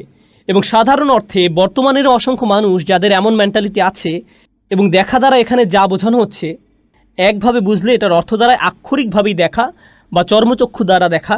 অর্থাৎ রাসূলকে সাধারণভাবে জিজ্ঞেস করা হচ্ছে, তোমার চোখ কি ওই লোকদের কর্মকাণ্ড পড়েনি? তোমার চোখে কি ওই সমস্ত লোকদের কর্মকাণ্ড পড়েনি? অর্থাৎ সরাসরি দর্শনের কথা বলা হচ্ছে, কিন্তু অন্য মত থেকে জানা যায় এই দেখা দ্বারা চিন্তাভাবনার কথা বোঝানো হচ্ছে। তুমি কি এই লোকদের পরকালকে মিথ্যা বলার দাবিটি চিন্তা করে দেখেছো? একটা হচ্ছে আক্ষরিক অর্থে দেখা, আরেকটা হচ্ছে অলংকারিক অর্থে দেখা। যেমন আগে উদাহরণ দিয়েছি, আমি যদি বলি আমি দেখেছি আপনাকে, মানে বোঝায় আসলেই আপনাকে দর্শন করেছি। কিন্তু কোনো ঘটনা বর্ণনা করার পর যদি বলি ও আই সি, মানে এখানে দেখা দ্বারা বোঝাচ্ছে যে আমি বুঝলাম। এই দেখা চোখের দেখা না, বরং মনের দেখা, অর্থাৎ অলংকারিক দেখা। তুমি কি বুঝতে পারছো সেই ব্যক্তিকে যে প্রতিদান দিবসের ধারণাটির বিরুদ্ধে মিথ্যা বলে? এরপর আসুন দ্বিতীয় বিষয়টি, আর আইতা, তুমি কি দেখেছো, তুমি কি চিনতে পেরেছো সেই ব্যক্তিকে যে পরকালীন বিচার হওয়ার এই ধারণার বিরুদ্ধে মিথ্যা বলে? সে কেমন মানুষ? তুমি কিভাবে এমন মানুষকে চিনবে? কিভাবে বুঝবে যে এই ব্যক্তি পরকালে তাকে যে কাঠগড়ায় দাঁড়াতে হবে সেটা মানেই না? প্রশ্নটা এখানে করা হয়েছে। সাধারণত এই ধরনের প্রশ্ন হয় এমন যেটা শুনে আপনার মনে হবে যে এটার উত্তর তো আমি আগে থেকেই জানি। কিন্তু এই সূরাটিতে আল্লাহ তাআলা এখানে উত্তর দিয়ে দিচ্ছেন। তিনি বলছেন, আমি তোমাকে বলে দিচ্ছি কিভাবে তুমি বুঝবে যে অমুক ব্যক্তির পরকালের উপর কোনো বিশ্বাস নেই। ফাযালিকাল্লাযী ইয়াদউল ইয়াতীম। ফা শব্দটি এখানে অনেক গুরুত্বপূর্ণ। ফা অর্থাৎ তারপর। আমরা এই শব্দটায় কিছুটা সময় ব্যয় করব ইনশাল্লাহ, যখন এই আয়াতটি নিয়ে বিস্তারিত আলোচনা করব। আপাতত আগের আয়াতটি আলোচনা শেষ করা যাক। একটা মত হচ্ছে যে আরাইতা দ্বারা শুধুমাত্র রাসূলুল্লাহ সাল্লাল্লাহু আলাইহি সাল্লামকে বোঝানো হচ্ছে না, বরং যে কোনো ব্যক্তি যার নিজের জন্য সুস্থভাবে চিন্তা করার সামর্থ্য রয়েছে, তুমি কি চিন্তা করে দেখেছো দ্বারা সেই ব্যক্তির দিকে ইঙ্গিত করা হচ্ছে যার চিন্তা করার সামর্থ্য রয়েছে। হাযাল্লাযী ইউকাযযিবু বিদ্দীন বা'দা যুহুরি দালাইলিহি। তুমি কি দেখেছো সেই ব্যক্তিকে যাকে সমস্ত দলিল প্রমাণ দেখানোর পরেও সেই দিনের বিরুদ্ধে মিথ্যা বলে? আমরা ইতিমধ্যে সূরা ৩ এবং সকল দলিল প্রমাণাদির প্রদর্শন নিয়ে আলোচনা করেছি। আল্লাহ বলছেন, এখন তুমি আর কিভাবে অস্বীকার করবে? ফামা ইউকাযযিবুকা বা'দু বিদ্দীন। কিন্তু তারপরেও আর আইতাল্লাযী ইউকাযযিবু বিদ্দীন, এত কিছুর পরেও, এত পরিষ্কারভাবে বুঝিয়ে দেওয়ার পরেও সে দিনের বিপক্ষে মিথ্যা বলছে। এর পরেও সে কিভাবে এমন করতে পারে? তারপর আরেকটি বিষয়, যদিও এটা আমি স্কিপ করে যাব, এটা নিয়ে আগে বলেছি, নির্দিষ্টভাবে একজনকে ইঙ্গিত করা আর সকলকে বোঝানোর বিষয়টা। কিন্তু একটু বলতে হয়, ইমাম রাজির একটা চমৎকার মন্তব্য যেটা আসলে খুবই উদ্দীপ্তকর। আল্লাহ নিশ্চিত করেছেন যে পরকালকে অস্বীকার করাই হচ্ছে সকল প্রকার অবিশ্বাস আর বিদ্রোহের পিছনের মূল কারণ, মৌলিক, একেবারে গোড়ায় যে বিষয়টি মানুষদের ধর্ম থেকে দূরে রাখে। নবী রাসূলদের কাছে ওহী পাঠানো হয়, এটা বিশ্বাস করা অতটা কঠিন নয়, কেননা এটা মানুষের বিবেককে নাড়া দেয়। সৃষ্টিকর্তা এক, এই ধারণা বুঝে নেয়া এটাও কোনোভাবেই কঠিন নয়। মূলত পরকালে আমাকে জবাবদিহি করতে হবে আমার কাজকর্মের জন্য, এই কনসেপ্টটিতেই মূল সমস্যা মানুষের। কারণ এর মানে আমাকে আমার জীবনযাপন পদ্ধতি পরিবর্তন করতে হবে, কিন্তু মানুষজন এটা করতে চায় না। বাল ইউরিদুল ইনসানু লিয়াফজুরা আমামাহ। মানুষ চায় তার সামনে থাকা নিয়মকানুন ডিঙিয়ে যেতে, পাপের পথে অগ্রসর হয়ে নিয়ম শৃঙ্খলার তোয়াক্কা না করে একেবারে সেগুলোর বিরুদ্ধে বিদ্রোহ চালিয়ে দিতে। শৃঙ্খলা বিধির কোনো পাত্তা নেই তার কাছে, এবং এটাই হচ্ছে সেই মূল কারণ যেটার কারণে দিন ধর্ম সে মানতে রাজি নয়। এই বাস্তবতা খুবই কঠিন, তার জন্য মেনে নেওয়া খুবই দুরূহ। জানেন নিশ্চয়ই, যখন বাস্তবতা খুব কঠিন হয় মানুষ চায় সেটা থেকে পালাতে। অনেকেই এরকম করে থাকে, আমরা তাদেরকে এক কথায় কাপুরুষ বলে থাকি। আসলেই আপনি চাকরির জন্য আবেদন করলেন, হলো না, দু একবার চেষ্টা করার পর আপনি হাল ছেড়ে দিয়ে বাস্তবতার পাশ কাটিয়ে এখন ঘরে বসে ভিডিও গেম খেলছেন। এই যে এই ধরনের বাস্তবতা থেকে পালিয়ে বেড়ানো টাইপের চিন্তা ভাবনা, এটাই হচ্ছে সেই সব মানুষ যার কথা বলা হচ্ছে। বাস্তবতা হচ্ছে তাকে তার কৃতকর্মের ফল ভোগ করতে হবে, কিন্তু এসবে তার একদমই মাথা ব্যথা নেই। সে শুধু পাশ কাটিয়ে পালিয়ে বেড়াচ্ছে, নিজের মন মতো দুনিয়া বানিয়ে নিয়েছে যেখানে কোনো জটিলতা নেই, দিনরাত ফুর্তি করে বেড়াচ্ছে, আগামী দিনের জন্য কোনো চিন্তা নেই। আপনারা অবশ্যই এই ধরনের কিছু কথাবার্তা শুনে থাকবেন। আজকের জন্য বাঁচো, জীবন খুবই ছোট, যা করার করে নাও, জীবন তো একটাই। হ্যাঁ, সেটা ঠিক যে দুনিয়ার জীবন একটাই, কিন্তু এ ধরনের দৃষ্টিভঙ্গির মানুষ যারা জীবনের একমাত্র উদ্দেশ্য বানিয়ে নেয় আনন্দ ফুর্তি, তারাই হচ্ছে ওই শ্রেণীর যারা পরকালের প্রতিদান দিবসের অস্তিত্বকে অস্বীকার করে। চলুন এখন আমরা সূরাটির পরবর্তী ধাপে অগ্রসর হই ইনশাআল্লাহ তাআলা। আমরা ইতিমধ্যে দিন শব্দটার বিভিন্ন দিক নিয়ে আলোচনা করেছি, দিন ও হিবার পার্থক্য দেখেছি, ওগুলো নিয়ে কথা বলেছি, ওগুলো নিয়ে আর বলছি না। ফাযালিকাল্লাযী ইয়াদউল ইয়াতীম। এখন পরের আয়াতটিতে চলে যাচ্ছি, আল ইজাজু বিল হাযফ। এই আয়াতের মধ্যে কিছুটা রূপক বর্ণনা আছে। আপনি যদি আসলেই জানতে চান দিনের বিরুদ্ধে আসলে কে মিথ্যা বলে, জেনে নিন এ হচ্ছে সে যে ইয়াতিমদের গলা ধাক্কা দেয়। ফা অক্ষরটি এখানে এটাকে বোঝানোর জন্যই ব্যবহৃত হয়েছে। এই ফা হচ্ছে এখানে প্রমাণ যে পরকালে বিশ্বাস করে না, সে তো সেই যে ইয়াতিমের সাথে খারাপ আচরণ করে। এতিমরা হচ্ছে সে সকল মানুষদের প্রতিনিধি যাদের সমাজে কোনো সাপোর্ট নেই, যাদের সামাজিক কোনো সমর্থন একেবারেই নেই। আর হ্যাঁ, এতিম বলতে নির্দিষ্টভাবে তাদেরকে বোঝায় যারা তাদের বাবা মাকে হারিয়েছে খুবই অল্প বয়সে, অর্থাৎ আরবিতে ইয়াতিম বলতে তাদেরকে বোঝায় না যারা তাদের গার্ডিয়ানদের কিছুটা বয়স হবার পর হারিয়েছে, বরং এর দ্বারা তাদের বোঝায় যারা ছোট থাকতেই বাবা মা হারিয়েছে। এখন কেউ তার বাবা মাকে হারানোর পর, যদিও সেটা তরুণ বয়সেও হয়, তার অনুভূতি কেমন হয়? সে সমাজে নিজেকে একাকী ভাবা শুরু করে, মানসিকভাবে বিপর্যস্ত হয়ে পড়ে, পায়ের নিচের মাটি সরে গেছে এমন একটা অনুভূতি তাকে গ্রাস করে। এই পরিস্থিতি খুবই কষ্টের যদি সে একজন প্রাপ্তবয়স্ক হয় তারপরও। তাহলে একটা শিশুর জন্য এই পরিস্থিতি কতটা দুঃখের হতে পারে ভাবতে পারেন? লক্ষ্য করুন, আমরা একটু প্রাপ্তবয়স্ক হয়ে গেলে বাবা মাদের খুব একটা স্মরণ করি না, কিন্তু একটা বাচ্চার ক্ষেত্রে একটু শুধু চিন্তা করে দেখুন, সেই দিনে কতবার আব্বা আম্মাকে ডাক দেয়, আম্মু, আব্বু, আম্মা, বাবা। সে সারাদিন ডাকতেই থাকে। একই ঘরে থাকার পরেও সে যদি তার মাকে 2 মিনিটের জন্য না দেখতে পায়, ডাক দিয়ে ওঠে, মা তুমি কোথায়, তুমি কোথায়? প্রতিটি শিশুর ক্ষেত্রে এমন হয়। তাদের প্রয়োজন, তাদের আশ্রয়, তাদের দুনিয়াটাই এই বয়সে তাদের আম্মা কিংবা তাদের আব্বা। এখন যখন এই আম্মা আব্বা তাদের থেকে বিচ্ছিন্ন হয়ে যায়, ইয়াতিম, চিন্তা করতে পারেন কতটা অসহায় তখন এই শিশু, আর কতটা কষ্টের তখন তার জীবন। أشهد أن لا إله إلا الله لا إله إلا الله। তো এই মানুষগুলোই নিঃসন্দেহে সবচাইতে বেশি দয়া, বেশি করুণার দাবিদার, সর্বোচ্চ সমবেদনার হকদার। সমাজে যাদের প্রতি সর্বোচ্চ সম্মান প্রদর্শন করা উচিত। এখন সে ব্যক্তি কেমন মানুষ যে এরকম অসহায়দের তুচ্ছ তাচ্ছিল্য করতে পারে? কতটা জঘন্য পৈশাচিক মানুষ সে, বুঝতে পারছেন নিশ্চয়ই। যখন আপনি পরকাল অস্বীকার করছেন, আপনি এমন কিছু অস্বীকার করছেন যেটা আপনার অন্তরে আছে। আর অন্তরে বিদ্যমান কোনো কিছু যখন আপনি অস্বীকার করছেন, আপনার অন্তর কিছুটা কঠিন হয়ে যাচ্ছে। আর যখন অন্তরটা কঠিন হয়ে যাচ্ছে, সেখান থেকে যা কিছু হারিয়ে যাবে তার মধ্যে একটা হচ্ছে দয়াশীলতা। কারণ বিশ্বাসীদের জন্য আল্লাহ তাআলা ঘোষণা করছেন, ওয়াতাওয়াসাউ বিল মারহামা সুম্মা কানা মিনাল্লাযীনা আমানু ওয়াতাওয়াসাউ বিস-সাবর ওয়াতাওয়াসাউ বিল মারহামা। ঈমান, এই ঈমানের পরিণতি হচ্ছে দয়া। আর যখন ঈমান থাকবে না, এর সাথে সাথে কি চলে যাবে? অন্তরের ভিতরে যা যা উত্তম বিষয় রয়েছে সেগুলোও বিদায় নেওয়া শুরু করবে এবং সেগুলোতে মরিচা ধরবে। সেই ব্যক্তি দিনের বিরুদ্ধে মিথ্যা বলছে, আর ফলস্বরূপ তার জন্য এখন হৃদয়হীন মানুষ হওয়া খুবই সহজ। ইয়াতিমকে সে সহজেই গলা ধাক্কা দিচ্ছে। ইয়াদউল ইয়াতিম, আরবিতে দা শব্দটি দ্বারা বোঝায় কাউকে এমনভাবে ধাক্কা দিয়ে দূরে সরিয়ে দেয়া যাতে সে পাল্টা ধাক্কা দিতে না পারে। আরবিতে ভিন্ন আঘাতের জন্য রয়েছে ভিন্ন শব্দ। দা হচ্ছে কাউকে ভালোভাবে দূরে সরিয়ে দেয়া, দা কাউকে ভীত করার জন্যও ব্যবহৃত হয়। ঘাড় ধরে কাউকে জনসমাবেশ থেকে বের করে দিতে এর প্রয়োগ হয়। বের হয়ে যাও, দরজা থেকে লাথি মেরে বের করে দেওয়ার মতো। এরকম আচরণ হয় সে ব্যক্তির ইয়াতিমদের প্রতি।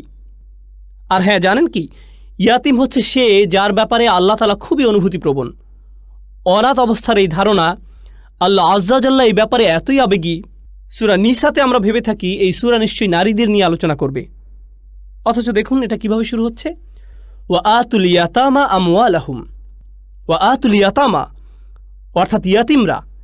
রাসূলুল্লাহ সাল্লাল্লাহু আলাইহি সাল্লামকে কোরআনে সতর্ক করা হয়েছে, ফাআম্মাল ইয়াতিমা, ফাআম্মাল ইয়াতিমা, প্রথমে ইয়াতিম সম্পর্কে, তারপরে ওয়া আম্মা সাইলা, যে দান সাহায্য চায় তার কথা পরে এসেছে, ইয়াতিম প্রথমে। সুবহানাল্লাহ। আর কুরাইশদের বিপক্ষে সবচাইতে বড় যে অভিযোগ, যেটা এই পারাতেই উল্লেখিত হয়েছে, কাল্লা বাল্লা তুকরিমুন আল ইয়াতিম, তোমরা ইয়াতিমকে তার প্রাপ্য মর্যাদা দাও না, তাদেরকে তাদের প্রাপ্য সম্মান দাও না। কেমন মানুষ তোমরা? তোমাদের উচিত ছিল তাদেরকে সম্মান দেয়া, সেটা তো দূরের কথা।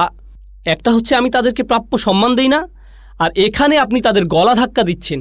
তো একটা সমালোচনা ছিল তারা এতিমদের সম্মান দেয় না, কিন্তু এখানে বিষয়টা সীমা অতিক্রম করে গেছে। এই সূরাতে সিচুয়েশন খুবই নাজুক অবস্থার দিকে গেছে। আল্লাযী ইয়াদউল ইয়াতীম, সে তো সেই ব্যক্তি যে ইয়াতিমকে গলা ধাক্কা দেয়। আবার এই আয়াতে যালিকা শব্দের ব্যবহার হয়েছে, যেখানে হাজা শব্দটির ব্যবহার হতে পারত। হাযাল্লাযী ইয়াদউ, এই সেই ব্যক্তি যে গলা ধাক্কা দেয়, কিন্তু আল্লাহ এখানে বলছেন সে তো সেই ব্যক্তি যে গলা ধাক্কা দেয়। যালিকা হচ্ছে ইসমুল ইশারা লিল বাঈদ, একটি নির্দেশক শব্দ যেটা দূরের কোনো বস্তুকে বোঝায়। আল্লাহ এখানে এই অপরাধীকে নিজের থেকে এবং রাসূলুল্লাহ সাল্লাল্লাহু আলাইহি সাল্লাম থেকে দূরে সরিয়ে দিচ্ছেন এই শব্দের ব্যবহার দ্বারা। যালিকা এছাড়া ইয়াদুল্লু আলা তাহকির এর ক্ষেত্রেও ব্যবহৃত হয়। শব্দটা ব্যবহার হচ্ছে সেই ব্যক্তির সামাজিক মর্যাদাকে একেবারে ধূলিসাৎ করে দিতে। এতটাই তুচ্ছার্থক শব্দ এখানে। ও হ্যাঁ, সাম্প্রতিক পলিটিক্সে শব্দটার ব্যবহার দেখা যায়, যদিও আমি সেটার সাথে দ্বিমত পোষণ করি। আরেকজনকে চিহ্নিত করার এই আইডিয়া, এটা হচ্ছে কাউকে তুচ্ছার্থে দেখানোর জন্য। তো যালিকা শব্দ দ্বারা আল্লাহ তাআলা এই ব্যক্তিকে ছোট করছেন, তাকে রীতিমতো অপমানিত করছেন। তোমার কত সাহস যে তুমি এতিমদের অপমান করো? তুমি নিজেই আসলে অপমানিত হওয়ার যোগ্য। ফাযালিকা আল্লাযী ইয়াদউল ইয়াতীম, ফা শব্দটা নিয়ে একটু কথা বলা যায়। এখানে একটা হচ্ছে ফা সাবাবিয়া, যেটা আমি আপনাদের কাছে আগে ব্যাখ্যা করেছি। ফা সাবাবিয়া, অন্যভাবে বললে সে দ্বীনের ব্যাপারে মিথ্যা বলে, আর এই কারণে সে ইয়াতিমকে গলা ধাক্কা দেয়। অর্থাৎ এখানে একটা কার্যকরণ ও কর্মফল সম্পর্ক বিদ্যমান। কিন্তু আরেকটা হচ্ছে ফা আতফিয়া, এর দ্বারা বোঝায় সে ব্যক্তি দ্বীনের ব্যাপারে মিথ্যা বলে এবং ইয়াতিমকে গলা ধাক্কা দেয়। অর্থাৎ এই দুটো অন্যায় হচ্ছে একই মুদ্রার দুটি পিঠ। প্রথমটা হচ্ছে আল্লাহ তাআলার বিরুদ্ধে, আর দ্বিতীয়টা হচ্ছে মানবতার বিরুদ্ধে। যখন আপনি আল্লাহর বিরুদ্ধে অন্যায় করছেন, সেটা আপনার পাপী সত্তার কেবল একটা পার্ট। প্রকৃতিগতভাবে অন্য পার্টটি হবে মানবতার বিরুদ্ধে অন্যায়। আর এর বিপরীতটাও সত্য। যদি আপনি মানুষের সাথে অন্যায় করতে থাকেন, এটা শুধু সময়ের ব্যাপার যে আপনি আল্লাহ তাআলার বিরুদ্ধেও করবেন। ন্যাচারাল, দুটি বিষয় হাতে হাত ধরে চলে। ফাযালিকাল্লাযী ইয়াদউল ইয়াতীম, আমরা এটার ব্যাপারেও বলেছি। ইমাম শাওকানি রাহমাহুল্লাহ বলেছেন, যদি সে কাফের হয় এবং দ্বীনের বিরুদ্ধে মিথ্যা বলে, তাহলে তার অবিশ্বাসী কারণ যে সেই ইয়াতিমকে গলা ধাক্কা দিবে, এটা তার জন্য সহজ, শুধুমাত্র সহজ একটি পরবর্তী ধাপ। এখন এটা রুটিন মাফিক তার জন্য যে আল্লাযী ইউকাযযিবু বিদ্দীনের মধ্যে পড়ে। এই সূরা আমাদেরকে যে শিক্ষাগুলো দেয় তার মধ্যে একটা হলো, যারা পরকাল অস্বীকার করে তাদের জন্য ইয়াতিমদের ধাক্কা দিয়ে তাড়িয়ে দেওয়া একটি সাধারণ আচরণ। তবে এটা একমাত্র অন্যায় আচরণ নয় যেটা সে করে থাকে। এখানে অসংখ্য আরও পাপ কাজ আছে যেগুলো তারা করে, তবে এই সূরাতে কেবল তাদের একটি নির্দিষ্ট অন্যায় ফোকাস করা হচ্ছে, যার মানে এই না যে এটাই তাদের দ্বারা সম্পাদিত একমাত্র খারাপ কাজ। পরকালের অস্বীকার কিংবা আচরণ যা পরকালে অস্বীকার প্রদর্শন করে, সেগুলো বিভিন্নভাবে প্রকাশিত হতে পারে। তবে এই সূরাতে যেটা নিয়ে আলোচনা করা হচ্ছে সেটা নিঃসন্দেহে সবচাইতে জঘন্য আচরণের একটি। কেন এটা সবচাইতে জঘন্য? কারণ আল্লাহ ইয়াতিমকে রক্ষা করার ক্ষেত্রে সবচেয়ে বেশি সক্রিয়। আর আমরা এই বিষয়ে ভালোভাবে অবগত, কারণ আমাদের নবী সাল্লাল্লাহু আলাইহি সাল্লাম কানা ইয়াতীমান সাল্লাল্লাহু আলাইহি সাল্লাম, তিনি নিজেও ছিলেন ইয়াতিম। ওয়া মা'না ইয়াদউ ইয়াদফাউ দাফান বিআনফিন ওয়া জাফওয়া, এটা খুবই শক্তিশালী ভাষায় বলা হচ্ছে। ইয়াদউ এই শব্দের অর্থ দাঁড়ায় হুমকি ও বিদ্বেষের সাথে কাউকে ধাক্কা দেয়া। ইয়াদফাউল ইয়াতিম মানে ইয়াতিমকে তার নিজের অধিকার থেকে গলা ধাক্কা দিয়ে বঞ্চিত করা। এমন না যে কোনো অপরিচিত ব্যক্তি এই ব্যবহার করছে। আপনি রাস্তা দিয়ে হেঁটে যাচ্ছেন, কে জানে আপনি ইয়াতিম না অন্য কিছু, কিন্তু যারা তাকে চেনে, তার পরিবার, প্রতিবেশী, সেসব মানুষ যাদের কাছে সে পরিচিত, যারা জানে যে ইয়াতিমের তাদের উপর অধিকার রয়েছে, তারাই দেখা যাচ্ছে ইয়াতিমকে গলা ধাক্কা দিচ্ছে এবং তাদের অধিকার থেকে বঞ্চিত করছে। সে এসেছে অবশিষ্ট খাবার থেকে একটু নিতে, না তুমি বের হয়ে যাও। তারা এতিমের প্রতি অবিচার করছে, অথচ যে সম্পদ তার নিজের অধিকারের প্রাপ্য। এ বিষয়ে আমরা আরও জানব যখন তোয়ামিল মিসকিন আয়াতটি নিয়ে আলোচনা করব, তখন আরও বোঝা যাবে ইনশাআল্লাহ তাআলা। এখন এই দা শব্দটি এছাড়াও কোরআনে ব্যবহৃত হয়েছে সেসব মানুষদের বোঝাতে যাদেরকে ধাক্কা দিয়ে, শাব্দিক অর্থে ধাক্কা দিয়ে জাহান্নামে নিক্ষেপ করা হবে। ইয়াউমা ইয়াদউনা ইলা নারি জাহান্নামা দা, একই শব্দ, যেদিন তাদেরকে জাহান্নামের আগুনে ধাক্কা দিয়ে নিক্ষেপ করা হবে। শক্তিশালী সে ধাক্কা। আল্লাহ আমাদেরকে ভয়াবহ সে আগুন থেকে রক্ষা করুক। ইমাম শাওকানি রাহমাহুল্লাহ বলেছেন, এরকম অনেকবার উল্লেখিত হয়েছে যে কুরাইশরা হলো এমন কওম ইউআররিসুন, যারা উত্তরাধিকার সম্পদ থেকে শিশু ও নারীদেরকে বঞ্চিত করত, যদিও তারা ছিল সেগুলোর হকদার, কিন্তু কুরাইশরা তাদের তাড়িয়ে দিত। এখন ইয়াদু শব্দটার আরেকটা উচ্চারণ হচ্ছে ইয়াদউ। ক্লাসিক্যালি এটা দুইভাবে উচ্চারিত হয়। তো ফাযালিকাল্লাযী ইয়াদউল ইয়াতীম এর দ্বারা কি বোঝায়? এর দ্বারা বোঝায় সে ইয়াতীমকে কাছে ডাকে। ক্লাসিক্যাল স্কলাররা যা বুঝেছেন, ইয়াতীমকে ডেকে আনার পর সে তাকে ব্যবহার করে, অপমান করে, তারপর তাকে তাড়িয়ে দেয়। তখনই ডাকে যখন তাকে প্রয়োজন হয়, আর এরপর তাকে দূরে সরিয়ে দেয়। অন্যভাবে বললে সে ইয়াতীমদের চাকর বা দাস হিসেবে ব্যবহার করছে। ইয়াদউ এখানে ডাকা অর্থে প্রয়োগ হয়েছে, চাকর বাকরদেরকে যেভাবে ডাকা হয় সে অর্থে। অর্থাৎ যাকে সম্মান দেওয়া উচিত এবং যার অধিকারের ব্যাপারে তার সচেতন থাকা উচিত ছিল, তাকে সে দাসের থেকে বেশি কিছুই মনে করছে না। আমি আপনাদের সামনে হুবহু লাইন তুলে ধরছি ইনশাআল্লাহ তাআলা। এটা তাফসিরে রাজি থেকে। অর্থাৎ সে শুধু ইয়াতিমকে ডাকে, তাকে খাওয়ায় না, এবং যখন ডাকে শুধু তাকে ব্যবহারের জন্যই ডাকে, অথবা তাকে নিয়ে হাসি ঠাট্টা করার জন্য ডাকে। পরকালকে অস্বীকার আর এর সাথে মানুষের সাথে খারাপ আচরণ, এই দুইটার মধ্যে একটা কানেকশন আছে। এটা কোরআনে এই প্রথমবার উল্লেখিত হচ্ছে না, আমরা এগুলো আগেও পড়েছি। উদাহরণ হিসেবে বলা যায় ওয়াইলুল লিল মুতাফফিফিন আল্লাযীনা ইযা ইক্তালু আলান নাসি ইস্তাওফুন ওয়া ইযা কালুহুম আও ওয়াজানুহুম ইউখসিরুন। যারা ব্যবসা বাণিজ্যে ধোঁকার আশ্রয় নেয়, যারা একেবারে সামান্য লাভ করার জন্য হলেও মানুষদের ধোঁকা দেয়, 1 গ্রামের ভিতরও ছলনা করে, যেভাবেই হোক গ্রাহককে ধোঁকা দিয়েই থাকে, তাদের এরকম আচরণের পরে আল্লাহ বলছেন আলা ইয়াযুন্নু উলাইকা আন্নাহুম মাবউসুন। তারা কি ভেবেছে যে তাদের কখনো পুনরুত্থান হবে না? অর্থাৎ আল্লাহ তাআলা এই মানুষদের দুনিয়াবি পাপ কাজকে কারেক্ট করেছেন পরকালের উত্থানের সাথে। মানে এই দুটো বিষয়কে আবারও একসাথে হতে দেখা যাচ্ছে। একইভাবে সূরা আলাকে কাল্লা ইন্নাল ইনসানা লা ইয়াতগা, না, মানুষরা আসলেই বিদ্রোহ করতে চায়। কেন বিদ্রোহ করতে চায়? আর রাআহু ইস্তাগনা, সে কি ভাবে যে তার কোনো কিছুরই প্রয়োজন নেই। ইন্না ইলা রাব্বিকা আর রুজআ, তোমাকে তো তোমার রবের নিকট ফিরতেই হবে। তো বিদ্রোহ এটা কোথা থেকে মাথায় আসলো? সেই ধারণা থেকে যে আমার আর পুনরুত্থান হবে না। সেই দুটো বিষয় আবারও এখানে একত্রিত হলো। আরও একটি উদাহরণ দেখুন, ফাআম্মা মান আ'তা ওয়াত্তাকা, সেই ব্যক্তি যে দান করে। এই সূরা হচ্ছে তার জন্য যে দান করে না, কিন্তু যে দান করে আর তার মধ্যে আছে তাকওয়া। ওয়া সাদ্দাকা বিল হুসনা, সে সত্য মেনে নিয়েছে, সর্বোচ্চ সুন্দর বিষয়টার সত্যায়ন সে করেছে, যেটা যথার্থ, এই ইসলাম। অন্যদিকে ওয়া আম্মা মান বাখিলা ওয়াস্তাগনা, যার মন সংকীর্ণ এবং যে ভাবে যে তার অন্য কাউকে প্রয়োজন নেই, সে নিজেকে প্রয়োজনের ঊর্ধ্বে মনে করে। ওয়া কাযযাবা বিল হুসনা, সেই চমৎকার সত্যের বিরুদ্ধে মিথ্যা বলে। অর্থাৎ এই দুটো বিষয় কোরআনে বারবার একত্রিত করা হয়েছে বিভিন্ন জায়গায়। এখন আমরা সামনের দিকে এগিয়ে যাব। ইন্টারেস্টিং একটা পরিবর্তন আসছে, ওয়ালা ইয়াহুদ্দু আলা তাআমিল মিসকিন। এটা আগেও বলেছি যে আয়াতগুলো সরাসরি কুরাইশদের উপর আঘাত, কিন্তু এই আয়াতটি বিশেষ করে কুরাইশ লিডারদের উপর সর্বোচ্চ পর্যায়ের আঘাত। এই আয়াত ওয়ালা ইয়াহুদ্দু আলা তাআমিল মিসকিন সাধারণভাবে অনুবাদ করা হয় সে গরিব মিসকিনদের খাবার প্রদানে উৎসাহ দান করে না। সাধারণ অনুবাদ এইভাবেই হয়। এখানে কিছু বিষয় আছে। আগের আয়াতগুলোয় আমরা তাদের পার্সোনাল জীবন সম্পর্কে আলোচনা করেছি।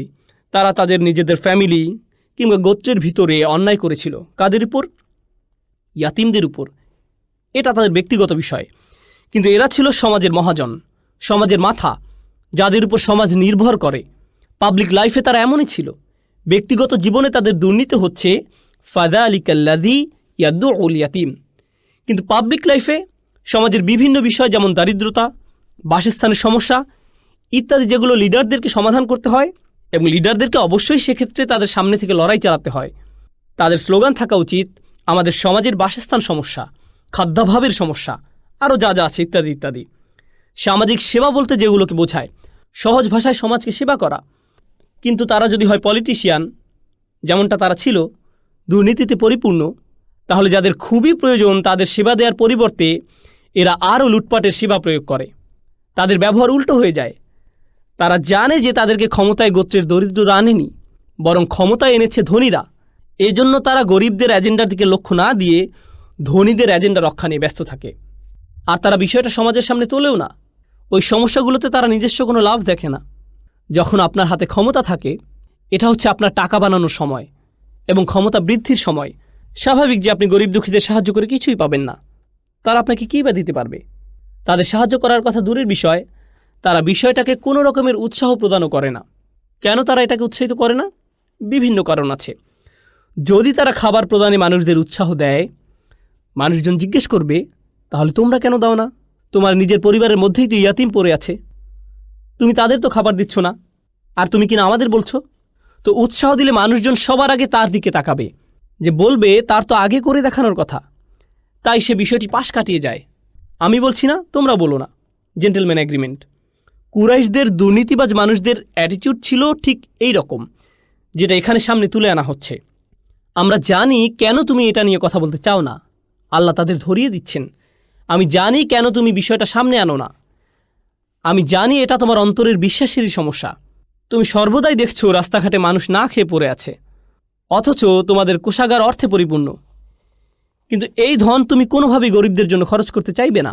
আমরা জানি সেটা কেন, কারণ এই কোষাগার তুমি অন্য উদ্দেশ্যের জন্য বাঁচিয়ে রাখতে চাও, এবং তুমি নিজের মুখ কোনোভাবেই এই গরিব দুঃখীদের অধিকারের পক্ষে তুলবে না, যদি না তারা বিনিময়ে তোমাকেও বিশালভাবে দান করে তোমার উদ্দেশ্য হাসিলের জন্য।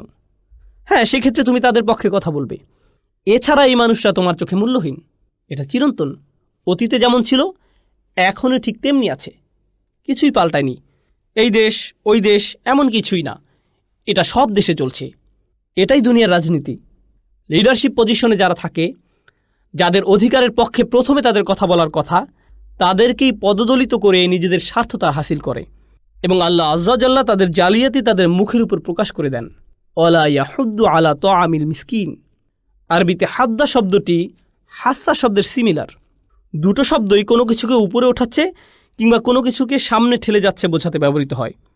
কোনো কিছুকে নাড়াচ্ছে, যেমন পড়া অবস্থা থেকে উঠে কোনো বস্তু এগিয়ে যাচ্ছে, এটা হচ্ছে হাসা, অর্থাৎ সিন এর সাথে। কিন্তু বস্তু নয় এমন কিছু, যেমন কোনো এজেন্ডা কিংবা কোনো দল বা গোত্রকে উৎসাহ দান করা যাতে তারা সামনে এগিয়ে যায়, তাহলে হাদ্দা শব্দটির ব্যবহার হয়। হাদ্দা শব্দটি এছাড়াও মানুষদের ভালো কোনো কিছুর দিকে উৎসাহ দিতে ব্যবহৃত হয়। তো এখানে সেই কুরাইশরা তারা এই ভালো কাজের দিকে মানুষদের উৎসাহিতও করে না, নিজেরা করা তো বহু দূরের বিষয়। আল্লাহ তাআলা এখানে বলছেন না ওয়ালা ইউতঈমুল মিসকিন, সে গরিবদের খাওয়ায় না, এটা তো বাদই। সে যেখানে ইয়াতিমদের ধাক্কা দিয়ে বের করে দেয় সেখানে ইয়াতিমদের খাওয়ায় না, এই কথা বলার কোনো মানে হয় না। এখন এখানে আল্লাহ তাআলা মাসাকিন শব্দটা ব্যবহার করছেন না, ওয়ালা ইয়াহুদ্দু আলা তাআমিল মাসাকিন এরকম বলা হচ্ছে না, অর্থাৎ এখানে বহু বচনের ব্যবহার হচ্ছে না, আর মিসকিন হচ্ছে এক বচন। মানে সে একটাই ইয়াতিমকে নিয়েও চিন্তিত নয়। অনেকজন তো প্রশ্নই আসে না, তার কিছুই যায় আসে না। আর এসব ক্ষেত্রে এক বচনের ব্যবহারের বিশেষ কারণ আছে, কারণ অপরাধীরা একসাথে সকল এতিমদের কথা স্মরণ না করে একজন নির্দিষ্ট এতিমের কথা স্মরণ করছে। এখানে ইতামা ব্যবহৃত হয়নি, ইয়াতিম। আবার মাসাকিন ব্যবহৃত হয়নি, হয়েছে মিসকিন। এক বচনের ব্যবহার দ্বারা নির্দিষ্ট কোনো মিসকিন কিংবা ইয়াতিমের দিকে অপরাধীদের ইঙ্গিত করা হচ্ছে, যাদের প্রতি তারা অন্যায় করেছে। এতে করে তাদের মন সামগ্রিক বিষয় বিবেচনা না করে সরাসরি তাদের সেই নির্দিষ্ট আচরণের কথা স্মরণ করছে। আল্লাহ আজ্জাজাল্লাহ তাদেরকে সাইকোলজিক্যালি তাদের অপরাধের কথা মনে করে ইঙ্গিত দিচ্ছেন যে আমি জানি তোমরা কি করে থাকো, সেই মিসকিনের সাথে তুমি কি করছো সেটা আমি জানি। ওয়ালা ইয়াহুদ্দু আলা তাআমিল মিসকিন। জেনে রাখুন, মানুষদের উৎসাহিত করার জন্য আরেকটি শব্দ হচ্ছে হারওয়াদা। এটা আরেকটি শব্দ, শুধুমাত্র শাব্দিক জ্ঞানের জন্য বললাম। হাসিস, হাসা, যেটা কুরআনেও আছে। তারপর আছে হাদ্দ, যেটা মানুষদের ভালো কিছু করতে উৎসাহ প্রদান করতে ব্যবহৃত হয়, অনুপ্রেরণা যোগাতে, মোটিভেট করার জন্য বলা হয়। এবং যেই কাজটা পলিটিশিয়ানরা, লিডাররা খুব ভালো পারে, তারা মাইকটা হাতে নেয় আর মানুষদের একসাথে হয়ে ভালো কিছু করতে চমৎকারভাবে উৎসাহিত করে। তারা মানুষদের সংহত করতে পারে, কিন্তু সেই অপরাধী ব্যক্তি এক্ষেত্রে এটা করে না। এছাড়াও আছে হাররদা শব্দটি, যেটা রাসূলুল্লাহ সাল্লাল্লাহু আলাইহি ওয়াসাল্লামের জন্য ব্যবহৃত হয়েছিল। হাররিদিল মুমিনিনা ইয়া আইয়ুহান নবী হাররিদিল মুমিনিনা আলাল কিতাল। মুমিনদের যুদ্ধে যেতে উৎসাহিত করো। হাররদা হচ্ছে যখন আপনি কাউকে কোনো কিছু করতে উৎসাহিত করেন এবং সে যদি সেটা না করে তাহলে বড় ক্ষতি হয়ে যাবে। তো ভালো হয় আগেভাগেই সেটা করে ফেলেন। চলুন আগে করে ফেলি, অন্যথায় বিপদ হতে পারে। এটাই হাররদা। এখন আসুন এই আয়াতে ওয়ালা ইয়াহুদ্দু আলা তাআমিল মিসকিন, এটার আরও কিছু ব্যাখ্যা দেখা যাক। ওয়ালা ইয়াহুদ্দু নাফসাহু, সে তো নিজেকেও অনুপ্রাণিত করে না। ওয়ালা আহলাহু, নিজের পরিবারকেও না, ওয়ালা গায়রাহুম আলা যালিক, অন্য কাউকেই করে না। যালিকা বুখলুম বিল মাল, এটা শুধুমাত্রই ধন সম্পদের প্রতি তাদের সস্তা আবেগের কারণে। আও তাকদিবান বিল জাযা, অথবা প্রতিদান দিবসের সরাসরি অস্বীকার। অন্যভাবে বললে, এই অসহায়দের অধিকার সম্পর্কে কেই বা জিজ্ঞেস করতে আসবে, তাদের পক্ষে কেই বা লড়বে, আমার কোনো সমস্যাই হবে না। অর্থাৎ তার চিন্তা হচ্ছে, এই অসহায়দের কোনোই অভিভাবক যেহেতু নেই, কেউ যেহেতু কোনো মামলা করবে না, কিন্তু তার কোনো ধারণা নেই যে তার নামে মামলা ঠিকই হয়ে গেছে, যেখানে হওয়ার, তার 2 কাঁধে রেকর্ডে উঠে গেছে, কিন্তু এটা তার মাথায় নেই। কারণ আমরা আগেই প্রথম আয়াতের ব্যাখ্যাতে আলোচনা করেছি যে এসব হচ্ছে প্রতিদান দিবসে অস্বীকার করার পরিণতি, আর সেজন্যই এই আচরণ তার জন্য অনেক সহজ। এরপর আসুন ইদাফাতু তাআমিল আল মিসকিন। যারা গ্রামার ভালোবাসেন এখানে তাদের ভালো লাগবে। তাআমিল মিসকিন হচ্ছে মুদাফ ইলাইহ, অর্থাৎ সহজভাবে বললে মিসকিনের নিজের খাবার। মাসকানা, যে নিজেকে সাহায্য করতে পারে না, এটা সুকুন থেকে, তারা একটা নির্দিষ্ট জায়গায় আবদ্ধ, আর এটা থেকে বের হতে পারছে না, আটকে গেছে। আপনি যদি সাহায্য না করেন, সে এটা থেকে বের হতে পারবে না। কিছু মানুষ থাকে যারা নিজেদের অবস্থার পরিবর্তন করতে পারে, ডিরেকশন চেঞ্জ করতে পারে, কিছু না কিছু করেই ফেলে। অন্যরা একটা নির্দিষ্ট সিচুয়েশনে আটকে যায়, কিছুই করতে পারে না, চেষ্টা করলেও পরিবর্তন আনতে পারে না। তারা নিজেদের সাহায্য করতে পারে না, করলেও পরিবর্তন আনতে পারে না। এরাই হচ্ছে মিসকিন। তারা নিজেদের সাহায্য করতে পারবে না, আপনার তাদের সাহায্য করতে হবে। একটা অসহায় অবস্থার সম্মুখীন তারা। এখানে খাবারটাকে মিসকিনদের নিজের খাবার বলার মাধ্যমে, চলুন দেখি তাফসিরে এর দ্বারা যা বোঝায়, এই খাবারটা আসলে মিসকিনের নিজের অধিকার, এটা তারই। আল্লাহ বলেননি তারা ইয়াতিমদের প্রতি খাবার পাঠাতে উৎসাহিত করে না, বরং বলছেন ইয়াতিমের খাবার তাকে দিতে উৎসাহিত করে না। আপনি যদি বলেন অসহায় মানুষদের খাবার অথবা অসহায়দের খাবার, যেমন আমি যদি বলি আমার খাবার, এর মানে হচ্ছে এই খাবারের মালিক আমি। আল্লাহ তাআলা এখানে বোঝাচ্ছেন তারা অসহায়দের খাবার দিতে অন্য মানুষদের উৎসাহিত করে না, যে খাবারের মালিক এই অসহায়রাই। অন্যভাবে বললে তারা সাহায্য সহযোগিতার ক্ষেত্রে মানুষদের মুখে শুধু তালা মেরেই রাখছে না। আর তারা কেন এমন করছে? কারণ অন্যরা ইয়াতিমদের সাহায্য করে দিলে তাদের পকেটে যাবে কি? অন্যভাবে বললে তারা সাহায্য সহযোগিতার ক্ষেত্রে মানুষদের মুখে শুধু তালা মেরেই রাখছে না। তারা এমন কেন করছে? কারণ অন্যরা যদি ইয়াতিমদের সাহায্য করে, তাহলে তাদের পকেটে কি যাবে? মানে বোঝা যাচ্ছে এই মানুষরা শুধু দান খয়রাতের কার্যক্রম বন্ধই করে দিচ্ছে না, সাথে এই দানের অর্থ ষড়যন্ত্রের মাধ্যমে নিজেরাই ভিতরে আত্মসাতের ব্যবস্থা করছে। কিন্তু এই অর্থ পুরোটাই সেই অসহায় মিসকিনদের। আলা তাআমিল মিসকিন। পরের ধাপে যাওয়া যাক। এটা এমন যে তারা অসহায়দের বঞ্চিত করছে ওদের নিজেদের অধিকার থেকেই। এর দ্বারা তাদের সর্বোচ্চ পর্যায়ের নিকৃষ্টতা প্রমাণিত হয়।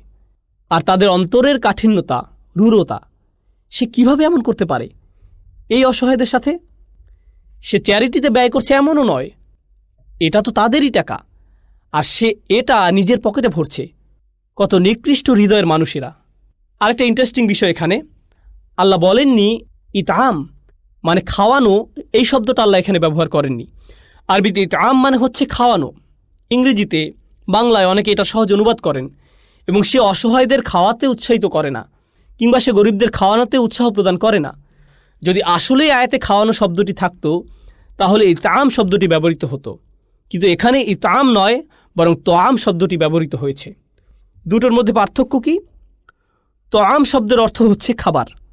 যখন আপনি বলছেন খাওয়ানো, বিষয়টি খুবই সাধারণ হয়ে যাচ্ছে, কিন্তু যখন আপনি বলছেন খাবার, তখন আপনি এমন কিছু বোঝাচ্ছেন যেটা আগে থেকেই তাদের নিজেদের ছিল। ইতআম বলতে কার্যক্রমটাকে বোঝায়, আর আপনি কাউকে খাওয়াচ্ছেন এর মানে এটা হয় না যে এই খাদ্য তাদের নিজেদের। আমি আপনাকে খাওয়াচ্ছি মানে এই খাবার আমার ছিল, এখন আপনাকে দিচ্ছি। কিন্তু আমি যদি আপনাকে খাবার দেই, আপনার খাবার, তার মানে সেই খাবার আপনার নিজেরই ছিল। তাই তোআম শব্দটা এখানে আসলে ইম্পর্ট্যান্ট। সুবহানাল্লাহ। সেই খাবার যেটার মালিক এই ইয়াতিমরাই। এর দ্বারা তো ইয়াতিমদের অধিকারের পক্ষে কথা বলার জন্য কাউকে উৎসাহিত করে না, যে অধিকার তাদের আগে থেকেই প্রাপ্য।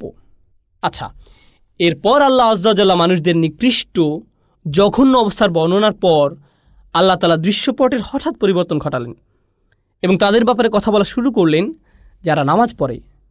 ফাওয়াইলুল লিল মুসাল্লিন। আপনারা অবশ্যই জানেন মুসল্লি কাদের বলে? যারা নামাজ পড়ে তাদের। হঠাৎ করে এই বিষয়বস্তু পরিবর্তিত হয়ে গেল। আপনাদের মনে আছে হয়তো আমি এই সূরাতে দুটি ভিন্ন গ্রুপের কথা বলেছিলাম, তবে সাথে এটাও বলেছিলাম যে আলোচনা সমালোচনার পরে আমরা বুঝবো যে আসলে গ্রুপ একটাই। প্রথমে আমরা যেটি বেশি জনপ্রিয় মত, অর্থাৎ এই সূরাতে দুইটি গ্রুপের কথা বলা হয়েছে বলে যারা মন্তব্য করেন তাদের যুক্তি নিয়ে ব্যাখ্যা আলোচনা করব। আয-যাম্ব আত-তাওবীখ এই আয়াতে, এর পরের আয়াতে ফাওয়াইলুল লিল মুসাল্লিন, তারপর পরিণতি স্বরূপ সর্বোচ্চ পর্যায়ের ধ্বংস এবং অভিশপ্ত অবস্থা ওয়াইল। আমরা ওয়াইল শব্দটি নিয়ে দীর্ঘ আলোচনা করেছি। কোথায়? ওয়াইলুল লিকুল্লি হুমাযাতিল লুমাযাহ, মনে আছে? ফাওয়াইলুল লিয়াউমাইযিল লিল মুকাদ্দিবিন। এই আয়াত খুবই শক্তিশালী, কারণ আল্লাহ এখানে ফাওয়াইলুল লিল মুসাল্লিন, ভয়াবহ ধ্বংস আপতিত হবে তাদের উপর যারা নামাজ পড়ে সেই বিশেষ দিনে। কোন বিশেষ দিনে? যেদিন বিচার হবে, যে বিচার দিবস তারা প্রথম আয়াতে অস্বীকার করেছে। আসলে না, এখানের আয়াতে আল্লাহ বলছেন এটা অলরেডি হয়ে গেছে। এখানে কোনো ইয়াউমাইদিন নেই, সেই বিশেষ দিনের উল্লেখ নেই। এখানে বলা হচ্ছে তারা ইতোমধ্যেই ধ্বংসে পতিত হয়েছে, অর্থাৎ এখনই এটা তাদের মাথার উপর ঘুরছে। মানে আল্লাহ তাদের তাৎক্ষণিকভাবে আতঙ্কিত করছেন, যেখানে অন্য সব জায়গায় আল্লাহ তাআলার বর্ণনা ভঙ্গি ভিন্ন, ফাওয়াইলুল ইয়াউমাইদিন লিল মুকাদ্দিবিন, কিন্তু এখানে ওয়াইলুল লিল মুসাল্লিন, ইয়াউমাইদিন লিল মুসাল্লিন নয়। তারা এখন এই মুহূর্তেই ধ্বংসের সামনে দাঁড়ানো। বলা যায় আল্লাহর ক্রোধ মুহূর্তেই তাদের উপর আপতিত হওয়ার জন্য প্রস্তুত। এখানে অন্য বিষয় হচ্ছে আল্লাহ আয্যা জাল্লা এটা বলেননি যে ফাওয়াইলুল লিল্লাযীনা হুম আন সালাতিহিম, তিনি এটাকে পাশ কাটিয়ে যাননি। সামনে তো সালাহ শব্দটা আসছিলই, আল্লাযীনা হুম আন সালাতিহিম, এই যে সালাহ শব্দটা আসছেই, কিন্তু তারপরেও তিনি শব্দটা আগিয়ে নিয়ে আসছেন ফাওয়াইলুল লিল মুসাল্লিন, তারপর বলছেন আল্লাযীনা হুম আন সালাতিহিম। অথচ এই দুটো এক আয়াতে নিয়ে আসা যেত। সরল অনুবাদ, ভয়াবহ ধ্বংস তাদের জন্য যারা নামাজ পড়ে, যারা তাদের নামাজের ক্ষেত্রে থাকে অন্যমনস্ক। অর্থাৎ নামাজ শব্দটি আসলো দুইবার, দুইটি আয়াতে, এই দুটো এক করে দেয়া যেত, ফাওয়াইলুল লিল্লাযীনা হুম আন সালাতিহিম সাহুন। তারপর ভয়াবহ ধ্বংস তাদের জন্য যারা যখন নামাজ পড়ে তখন অন্যমনস্ক থাকে। এভাবে করা যেত, নামাজরত মানুষদের আলাদাভাবে দুই আয়াতে উল্লেখ না করে। তাহলে আল্লাহ যেভাবে করেছেন সেটাতে সুবিধা কি? বিভিন্ন ফায়দা আছে। সবচাইতে গুরুত্বপূর্ণ একটা সুবিধা হলো, যেটা আমাদের অবশ্যই উল্লেখ করা উচিত, যখন আমরা বলি ফাওয়াইলুল লিল মুসাল্লিন, ভয়াবহ ধ্বংস তাদের উপর যারা নামাজ পড়ে, যে কোনো মানুষ যে নামাজ পড়ে তারা সতর্ক হয়ে যায়। যে কোনো ব্যক্তি যে নামাজ পড়ে সে চিন্তায় পড়ে যায়, এটা কি আমাকে বলা হচ্ছে? এই আয়াত প্রত্যেক মানুষ যারা নামাজ পড়ে আতঙ্কিত হওয়ার জন্য যথেষ্ট। আর আপনারা হয়তো জানেন না, ক্লাসিক্যাল সেন্সে যখন নামাজের কথা বলা হয় তখন সেটা শুধু মুসলিমদের নামাজকে বোঝায় না, এটা সকল প্রার্থনাকে বোঝায়। আর যদি মুসলিমও হয়, আল্লাহ বলছেন মুসল্লিন, আল্লাহ বলছেন না আল কাফিরিন আল মুনাফিকিন, সেভাবে উল্লেখ সহজেই বোঝা যেত। আল্লাহ বলছেন মুসল্লিন। এশার সালাতটাতে আমরাই মুসল্লিন ছিলাম, মানে অবশ্যই আমাদেরকেও আতঙ্কে থাকতে হবে যখন আমরা এই আয়াতটা শুনব। এবং আল্লাহ যে এখানে থেমে গেছেন, এই আয়াতে কন্টিনিউ না করে লিয়াদ্দাব্বারু আয়াতিহি, যাতে তারা তার আয়াত নিয়ে ভাবনা চিন্তা করতে পারে। আমরা জানি এবং আমাদের শেখানো হয় যে এই আয়াতে আমরা থেমে যেতে পারবো না। নামাজে এই আয়াত তেলাওয়াত করলে আমাদের এটা পরবর্তী আয়াতের সাথে মিলিয়ে পড়ে যেতে হবে, যাতে অর্থ পরিপূর্ণ হয়। কিন্তু এটাও সত্য যে আয়াতটি আল্লাহ এখানে শেষ করছেন এবং নিশ্চয়ই সেটাতে উপকারিতা আছে। আর সেটা হচ্ছে, ভালো করে ভেবে নাও, এর পরের আয়াত আমাকে নিয়েও হতে পারে, কারণ আমিও মুসল্লি, আমিও তাদের একজন যারা নামাজ পড়ে। এবং এখানে তাফসীরের আলোচনা শুরু হয়, এই আয়াত কি মুনাফিকদের নিয়ে আলোচনা করছে কিনা, যারা কপটতার জন্য পরিচিত। আল্লাহ আমাদেরকে এমন হওয়া থেকে রক্ষা করুন। আচ্ছা, প্রথম মূল সমস্যাটা যেটা হয় যখন আমরা এই আয়াতগুলো আলাদা আলাদা গ্রুপ বিবেচনা করি, সেটা হচ্ছে এই আয়াতগুলোর সাথে আগের আয়াতগুলোর কানেকশন। ইমাম রাজি রাহিমাহুল্লাহ বলেছেন তার তাফসীরে কাবীরে, তিনি বলছেন আল্লাহর সৃষ্টিকে কষ্ট দেয়া এবং তাদের ক্ষুদ্র থেকে ক্ষুদ্র সেবাদান থেকে দূরে থাকা, যেটাকে আসলে সেবা বলা যায় না, তাদের নিজেদের অধিকার, এটাই হচ্ছে সৃষ্টির বিরুদ্ধে করা অপরাধ। আর যখন আপনি সৃষ্টির সাথে অন্যায় করছেন, তখন এটা স্বাভাবিক যে সময়ের সাথে সাথে আপনি সৃষ্টিকর্তার সাথেও একই কাজ করবেন, অর্থাৎ তার ব্যক্তিত্বের অপর অংশ এখান থেকে বোঝা যাচ্ছে। এটা হচ্ছে মানুষদের অধিকারের লঙ্ঘন। একটা হচ্ছে মানুষদের অধিকারের লঙ্ঘন, আর একটা হচ্ছে সৃষ্টিকর্তার অধিকারের লঙ্ঘন। আর আপনি সৃষ্টিকর্তার সাথে এমন করছেন যেটা শুধু তখনই সম্ভব যখন আপনার প্রার্থনা শুরু থেকেই অন্তঃসার শূন্য। এটা হচ্ছে আরেকটা ফলাফল যা এখান থেকে বোঝা যায়। এরকমই যদি হয় আপনার ব্যবহার গরিব দুঃখীদের সাথে, তাহলে বুঝে নিন যে আপনি হচ্ছেন সবচাইতে খারাপ মুসল্লিদের একজন। আপনার নামাজ দ্বারা কোনো ফায়দা নেই এভাবে হলে, এর থেকে ভালো কিছুই আশা করা যায় না। শুধু এটুকু বলা যায় যে আপনি হয়তো ভালো কার্ডিওভাস্কুলার এক্সারসাইজ করছেন। ক্বালা আলাইসা ইন্নাস সালাতা তানহা আনিল ফাহশাই ওয়াল মুনকার। আল্লাহ বলছেন, এটা কি এমন হওয়ার কথা না যে নামাজ তোমাদেরকে অশ্লীলতা ও পাপ কাজ থেকে দূরে রাখবে? এই সূরাটি কি অন্যায় পাপ কাজের বিবরণ দিয়ে শুরু হয়নি? এগুলো নিঃসন্দেহে পাপাচার।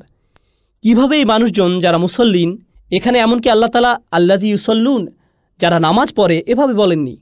বলেছেন আল মুসল্লিন, যারা সবসময় নামাজ পড়ে, অর্থাৎ নামাজে সর্বদাই উপস্থিত থাকে। আর এটাও লক্ষ্য করুন, এখানে এক বচন থেকে বহু বচনে চলে যাওয়া হচ্ছে। আল্লাযী, আরাআইতাল্লাযী। আল্লাহ বলেননি আরাআইতাল্লাযী ইউকাযযিবু বিদ্দীন ফাউলাইকাল্লাযীনা ইয়াদউল ইয়াতীম। মানে ব্যবহৃত শব্দগুলো বহুবচন নয়, ছিল এক বচন, কিন্তু হঠাৎ এখানে কি হলো? বহুবচন। তাৎক্ষণিকভাবে এটা বহুবচনে রূপান্তরিত হয়ে গেল যখন বলা হলো মুসল্লিন। কেন জানেন? কারণ এই মানুষরা যেমন ছিল, তারা গোপনে নামাজ পড়ার লোক ছিল না। তারা মানুষজনদের সাথে পাবলিকলি নামাজ পড়ত। হ্যাঁ, জনসম্মুখেই। কেন তারা পাবলিকলি নামাজ পড়ত? আল্লাহ আমাদের এই বিষয়ে জানাচ্ছেন এই সূরাতেই, সামনে আসছে। তারা নামাজ পড়ে কী কারণে? মানুষদের দেখানোর জন্য। আর আপনি যখন আপনার নামাজ মানুষদের দেখানোর জন্য পড়ছেন, নিশ্চয়ই সেটা ঘরে করবেন না। হ্যাঁ, সেটা আপনি ঘরে করবেন না, আপনার মানুষের সামনে গিয়েই পড়তে হবে। আচ্ছা, মনে করে দেখুন, কার কথা বলা হচ্ছিল এখানে? কার জারিজুরি ফাঁস করা হচ্ছিল? কুরাইশদের। মনে আছে তো? আমরা দেখব এটার গুরুত্ব কি, কেন তাদের নামাজগুলো এত গুরুত্বপূর্ণ, আর এটা কোন নামাজ যেটার কথা বলা হচ্ছে। এখন চলুন এই আলোচনার দিকে চলে যাই। একটা মত অনুসারে এই বর্ণনাটি করা হয়েছে মুনাফিকদের জন্য। তবে পুরোপুরি এই আলোচনায় প্রবেশের আগে আমি আপনাদের ওয়াইল শব্দটার সাথে পরিচয় করিয়ে দিতে চাই। অর্থ হচ্ছে নিকৃষ্ট রকমের ধ্বংস। এটা কোরআনে কোথায় ব্যবহৃত হয়েছে? আমরা এটা খুবই জঘন্য মানুষদের জন্য ব্যবহৃত হতে দেখেছি। ওয়াইলুল লিকুল্লি হুমাজাতিল লুমাসাহ। আর সেগুলো মানুষদের সাথে করা অন্যায় ছিল, ঠিক কিনা? আর এখন সেই একই ওয়াইল শব্দটার ব্যবহার হচ্ছে আল্লাহর সাথে করা অন্যায়ের ক্ষেত্রে।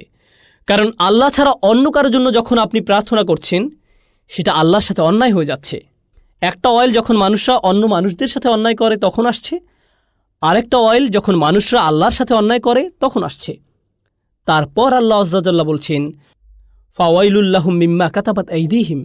বনী ইসরাইলদের সম্পর্কে আল্লাহ তাআলা এই আয়াতে বলছেন, ওয়াইল হচ্ছে তাদের জন্য যারা নিজের হাতে কিতাব লেখে আর দাবি করে যে এটা আল্লাহর কিতাব।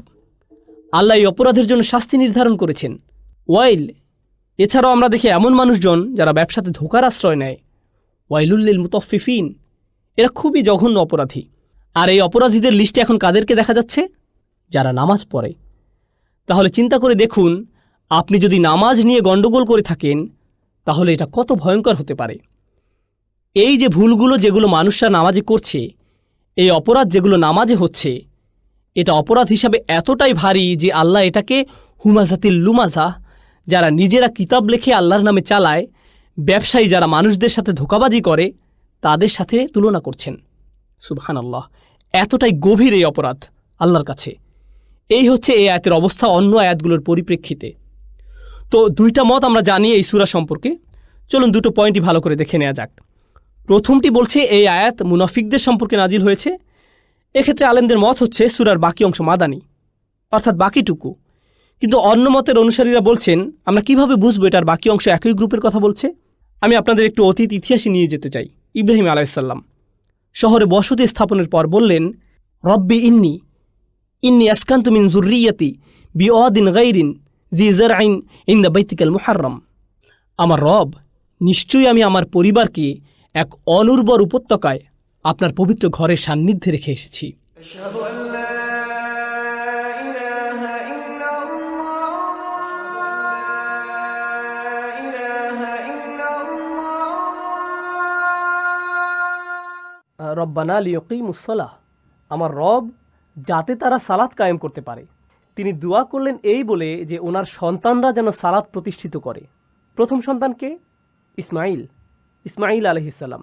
মিন যুররিয়াতি বলতে ইসমাইল আলাইহিসসালাম কি বুঝায়? এখানে আমরা কিছুটা বুঝতে পারলাম যে আল্লাহ আযজা ওয়াজাল্লা ইসমাইল আলাইহিসসালামের উপর সালাতকে আবশ্যক করেছিলেন। আমরা এই বিষয়ে আরও জানতে পারি যখন আল্লাহ আজ্জা ওয়া জাল্লা সূরা মরিয়মের আয়াতে উল্লেখ করেন কানা ইয়ামুরু আহলাহু বিসসালাহ। এখানে ইসমাইল আলাইহিস সালামের কথা উল্লেখ করে বলা হচ্ছে যে সে তার পরিবারকে নামাজের জন্য আদেশ করত। নামাজ কোথায় পড়তেন? কাবাতে। তো ইব্রাহিম আলাইহিস সালাম যখন সালাত প্রতিষ্ঠিত করলেন, আল্লাহ এটাকে তৎক্ষণাৎ পরিপূর্ণ করলেন ইসমাইল আলাইহিস সালাম দ্বারা সূরা মরিয়মে। অর্থাৎ আল্লাহ ইব্রাহিমকে কোনোভাবে নামাজ শিক্ষা দিয়েছিলেন, যেই শিক্ষা তিনি তার পরিবারকে দেন এবং তাদের এভাবে করতে বলেন, এবং সেটাই প্রজন্ম থেকে প্রজন্ম ধরে দুনিয়াতে চলছিল। কিন্তু এটা দূষিত হতে শুরু করে। তারপরেও এই প্রার্থনাকে সালাতই বলা হতো। মূল সালাতটি ছিল শুধুমাত্র আল্লাহ তাআলার জন্য, সেটি হতো পুরোপুরি আন্তরিকতার সাথে। কিন্তু সেই একই সালাত যেটা তোমাদের দেয়া হলো সম্মানের সাথে, যা কিনা ছিল তোমাদের পিতা ইব্রাহিমের দোয়ারই ফসল, এবং তারপর তার অধীন ইসমাইল আলাইহিস সালাম যিনি তার পরিবারকে সালাতের জন্য বললেন, তোমরা এই সালাতকে, এই চমৎকার ইবাদতটিকে এতই নোংরা বানিয়ে নিয়েছো যে তোমাদের প্রাপ্য এখন সর্বোচ্চ পর্যায়ে ধ্বংস ব্যতীত কিছুই হতে পারে না। এখন তারা এটা কিভাবে করেছিল? নামাজকে তারা এতটা দূষিত কিভাবে করে ফেলল? আল্লাহ আজ্জা ওয়া জাল্লা এটার ব্যাখ্যা করেছেন, আল্লাযীনা হুম আন সলাতিহিম সাহুন। সাহু আপনারা জানেন, সিজদা সাহু, এই টার্মটি নিশ্চয়ই শুনেছেন আপনারা আগে। সাহু শব্দটি আরবিতে বোঝায় গুরুত্ব না দেওয়ার কারণে কোনো কিছুকে ভুলে যাওয়া। কিছু ভুলে যাওয়া কারণ আপনার কাছে সেটার গুরুত্ব কম, অন্য কোনো বিষয় আপনার মনের মধ্যে ছিল এবং আপনি কম গুরুত্ব প্রদানের কারণে সেটি ভুলে গেছেন, আপনি সেটাকে পাশ কাটিয়ে চলে গেছেন। এটাকে বলা হয় সাহু। সাহু বলতে এমনও বোঝায় আপনি নামাজ সুবিধা মতো পেয়ে গেলে পড়লেন, আর যদি না পান তাহলে পড়লেন না, তেমন সমস্যা নেই। আর সাহুর উদাহরণ এভাবেও দেওয়া যায়, আপনি নামাজ পড়ার কথা মাথায় রাখলেন, সাথে খেলাধুলার বিষয়টাও, সাথে সিনেমা দেখার কথাও, শপিংয়ে যাবেন এটাও মাথায় রাখলেন, কিন্তু সময় হলে কোনটা আপনি ছেড়ে দিলেন? নামাজটা। আপনি দাওয়াতের অনুষ্ঠানে গ্রহণ করলেন, কিন্তু সেই সময় মাগরিবের নামাজ পড়ে যাচ্ছে। আরে কি আসে যায়। আপনি বিশ্ববিদ্যালয়ের কোনো কোর্সের রেজিস্ট্রেশন করেছেন যেটা একেবারে জুমার সময়, চিন্তা করলেন এই টিচার তো খুবই সহজ, ভালো গ্রেড পাওয়া যাবে, কোর্স নিয়ে ফেললেন, কিন্তু সেটা যে নামাজের সময় পড়ে যাচ্ছে বিষয়টাকে পাত্তা দিলেন না। সহজে বললে আপনি আপনার জীবনটাকে সাজিয়ে নিলেন, কিন্তু কোন বিষয়টি গুরুত্ব পেল না? সেই সালাতটি। আপনি এক্ষেত্রে উদাসীন, কিছু যায় আসে না, কিছুই না। আপনি কোনো পিকনিকে গেলেন, কোথাও কোনো পার্টিতে যোগ দিতে গেলেন, নামাজের সময় আসলো, আরে ধুর আমি এখন অনেক ব্যস্ত, এটা তেমন বড় বিষয় না তো। এটাকে বলা হয় সাহুন, গুরুত্বহীন, অবহেলাপূর্ণ। এখন আল্লাহ আজ্জা ওয়া জাল্লা প্রথমেই উল্লেখ করেছেন বড় অপরাধটির দিকে যাওয়ার পূর্বেই একেবারে মূল কারণ যে তুমি ভয়াবহ শাস্তির যোগ্য, সেটা হচ্ছে নামাজের প্রতি তোমার এই আচরণ। আপনারা হয়তো জেনে থাকবেন, কোরআনে একটা আয়াত আছে, আসলে বিভিন্ন জায়গাতেই আছে, আপনাদের একটু ধারণা দেওয়ার জন্য, যে সালাত আসলে আল্লাহ সুবহানাহু ওয়া তাআলার কাছে ঠিক কতটা মূল্য বহন করে। সালাত আসলে কি? কোরআনের এক জায়গায় দেখা যায় আল্লাহ এবং মূসা আলাইহিস সালামের মধ্যে কথোপকথন চলছে। আল্লাহ তাআলা মূসার কাছে নিজেকে পরিচয় করিয়ে দিচ্ছেন। হ্যাঁ, আল্লাহ নিজেই। আল্লাহ কি বলছেন? ইন্নানি আনাল্লাহ, কোনো সন্দেহ নেই আমি আল্লাহ, ফাবুদনি, আমার ইবাদত করো, আমারই দাসত্ব করো, ও আকিমিস সলাতা লিযিকরি, আর সালাত প্রতিষ্ঠা করো যাতে আমার কথা স্মরণে থাকে। এখন একটু ভেবে দেখুন, মূসা আলাইহিস সালাম এখানে আল্লাহর সাথে কথা বলছেন। আপনার কি মনে হয় যে এখন আল্লাহকে ভুলে যাওয়া ওনার পক্ষে সম্ভব? যখন আপনি গুরুত্বপূর্ণ কারোর সাথে কথা বলেন, আপনি কখনোই ভুলবেন না, কখনোই না। এরপর কারোর সাথে দেখা হলে আপনি বরং বলবেন, আরে জানো আমার কার সাথে সাক্ষাৎ হলো, জানো কি আমার বাসায় এসেছিল, এই জানো এইমাত্র কার সাথে কথা বললাম। যখন গুরুত্বপূর্ণ কারোর সাথে আপনার সাক্ষাৎ হয়, এটা আপনার মনে পুরোপুরি গেঁথে যায়। আর দেখা যায় পরবর্তীতে যার সাথে আপনার দেখা হচ্ছে, আপনি শুধু সেই বিশেষ সাক্ষাতের কথাই বলতে থাকেন। জানো কার সাথে আমার কথা হয়েছে? মানুষজন চিন্তায় পড়ে যায়, কার সাথে কথা হতে পারে? আল্লাহ আজ্জা ওয়া জাল্লা। কিন্তু আল্লাহ বলছেন, না না না, এই স্মরণে কাজ হবে না। যদি আসলেই আমাকে স্মরণ করতে চাও, তোমাদেরকে সালাত প্রতিষ্ঠা করতে হবে। সেই আয়াতটি মনে আছে আপনাদের? ইন্না সলাতি ওয়া নুসুকি ওয়া মাহইয়ায়া ওয়া মামাতি লিল্লাহি রাব্বিল আলামিন। সাধারণ অনুবাদ করলে যার অর্থ দাঁড়ায়, সন্দেহ নেই আমার সালাত, আমার কুরবানি, আমার জীবন, আমার মরণ শুধুমাত্র বিশ্বজগতের পালনকর্তা আল্লাহর জন্য। জীবন মৃত্যু এগুলো অনেক বড় বিষয়, কিন্তু প্রথমে আসলো কি? সালাত। সালাত আল্লাহর জন্য। আমি ভাবছিলাম সালাত আসবে সবার শেষে। আমার জীবনই যখন আল্লাহর, সালাত তো জীবনেরই অংশ। কিন্তু না, সালাত প্রথমে, জীবন মরণ আসছে পরে। সুবহানাল্লাহ। দেখেছেন তাহলে সালাতের অবস্থান আল্লাহ তাআলার নিকট কোথায়? আর সূরা বাকারাতে আল্লাহ তাআলা সালাতকে সালাত না বলে বলেছেন ঈমান। হ্যাঁ, সালাত শব্দটির জায়গায় ব্যবহার করেছেন ঈমান। আল্লাহ তোমাদের ঈমান বৃথা নষ্ট করবেন না। ওমা কান আল্লাহু লিইউদিয়া ঈমানাকুম, যখন কিবলা পরিবর্তিত হলো, বনি ইসরাইল এসে বলল, আহা, তোমাদের আগের সব নামাজ তাহলে বৃথা গেল। আল্লাহ বললেন, আল্লাহ কখনোই তোমাদের ঈমান বৃথা যেতে দিবেন না। এখানে কি নিয়ে আল্লাহ কথা বলছিলেন? সালাত। তাহলে যদি এটি আল্লাহর সাথে সম্পর্কিত হয়, আল্লাহর কাছে ঈমান আর সালাতের মধ্যে কোনো পার্থক্য নেই, কোনো পার্থক্য নেই। আর হ্যাঁ, ঈমান আসলে কিসের প্রতীক? ঈমান কোথায় থাকে? এটার জায়গা কোথায়? এটা কি আমাদের চোখে, হাতে, কানে, জিহ্বা কিংবা মনে থাকে? কোথায় থাকে ঈমান? আমাদের হৃদয়ে। একইভাবে আমাদের সালাতও হৃদয়েই। আর এই অপরাধীদেরও আছে সালাত, কিন্তু সেটা উপস্থিত নেই কোথায়? তাদের হৃদয়ে। এজন্যই বলা হচ্ছে গফলাতুন, সাহুন, অমনোযোগিতা, অবহেলা করা, পাত্তা না দেয়া, আবার কিছুই যায় আসে না এমন আচরণ। যখন কোনো কিছুর প্রতি আপনার গুরুত্ব থাকে না, কিছুর প্রতি আপনার আগ্রহ থাকে না, কোনো কিছুর প্রতি আগ্রহ হারানো, এই সমস্যার মূল কোথায়? হৃদয়ে। এটা তাদের প্রথম সমস্যা। সুবহানাল্লাহ। আল্লাহ আজ্জা জাল্লা সালাত এই ধরনের সাহু থেকে আমাদের নিরাপদ রাখুক। আচ্ছা, এখন এটা নিয়ে কথা বলার পর আল্লাহ আজ্জা জাল্লা আরও বড় অপরাধের উল্লেখ করেছেন, আল্লাযীনা হুম ইরাউন। এই আয়াত নিয়ে আলোচনার আগে একটু বলতে চাই, ইমাম আশ-শাওকানী রাহিমাহুল্লাহর একটি উক্তি, এটা প্রথম যখন পড়েছিলাম আমার খারাপ লাগছিল আসলেই। উক্তিটি হচ্ছে, আপনি যদি কখনো নামাজ পড়েন আবার কখনো নামাজ না পড়েন, তাহলে আপনি এই সাহিনদের অন্তর্ভুক্ত। আপনি নামাজের পূর্ব প্রস্তুতিমূলক কাজগুলোকে গুরুত্ব দেন না, আপনিও সাহুনের মধ্যে পড়েন। আপনি নামাজ পড়েন পাখির মতন, যেভাবে ঠুকরে ঠুকরে নুরি চঞ্চুতে নেয়। রাসূল সাল্লাল্লাহু আলাইহি সাল্লাম এভাবে সিজদার কথা উল্লেখ করেছেন। কিছু লোককে সিজদা করতে দেখে তারা ঠাস করে মাথা নোয়াতো, আবার দ্রুত মাথা তুলে ফেলত, আর তারা নামাজ ওয়াক্তের একেবারে শেষ মুহূর্তের জন্য অপেক্ষা করত। এটাও সাহুয়ার মধ্যে পড়ে। নামাজের ছোট বড় প্রতিটা অংশে অবহেলা।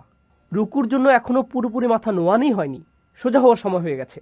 রুকু যদি একটু লম্বা সময় ধরে চলে, আপনার মনের মধ্যে কেমন একটা কষ্ট অনুভূত হয়, হঠাৎ আপনার ব্লাড প্রেশার বেড়ে যায়। তাই তাৎক্ষণিকভাবে অর্ধেক যাওয়ার আগেই আবার সোজা অবস্থানে ফিরে আসতে হয়। সিজদায় কপাল ছোঁয়ানোর পূর্বেই দ্রুত আগের সোজা পজিশনে ফিরে আসা হয়।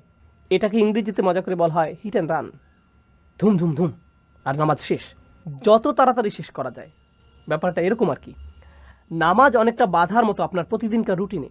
অনেক জরুরি কাজ আপনাকে সম্পূর্ণ করতে হয়, নামাজটা শুধু মাঝখানে চলে আসে। আপনাকে এই নামাজের জন্যই সৃষ্টি করা হয়েছিল ভাই। আপনার জীবন মরণের উল্লেখের আগে আল্লাহ তাআলা সালাতের উল্লেখ করেছেন। সালাতের জন্যই আপনাকে বানানো হয়েছে।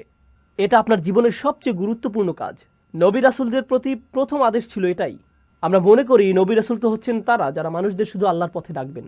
সূরাতুল মুদ্দাসসিরের থেকে আমাদের এই বুঝ, যাও মানুষদেরকে সতর্ক করো। কিন্তু সূরা মুদ্দাসসিরের আগে আসে সূরা মুজাম্মিল, আর সূরা মুজাম্মিলে প্রথমে রাসূল সাল্লাল্লাহু আলাইহি সাল্লামকে কি করতে বলা হয়েছে? সালাত। কুমিল লাইলা ইল্লা কলিলা, আগে নামাজ পড়ে নাও, দাঁড়াও, তারপর মানুষদেরকে সতর্ক করবে।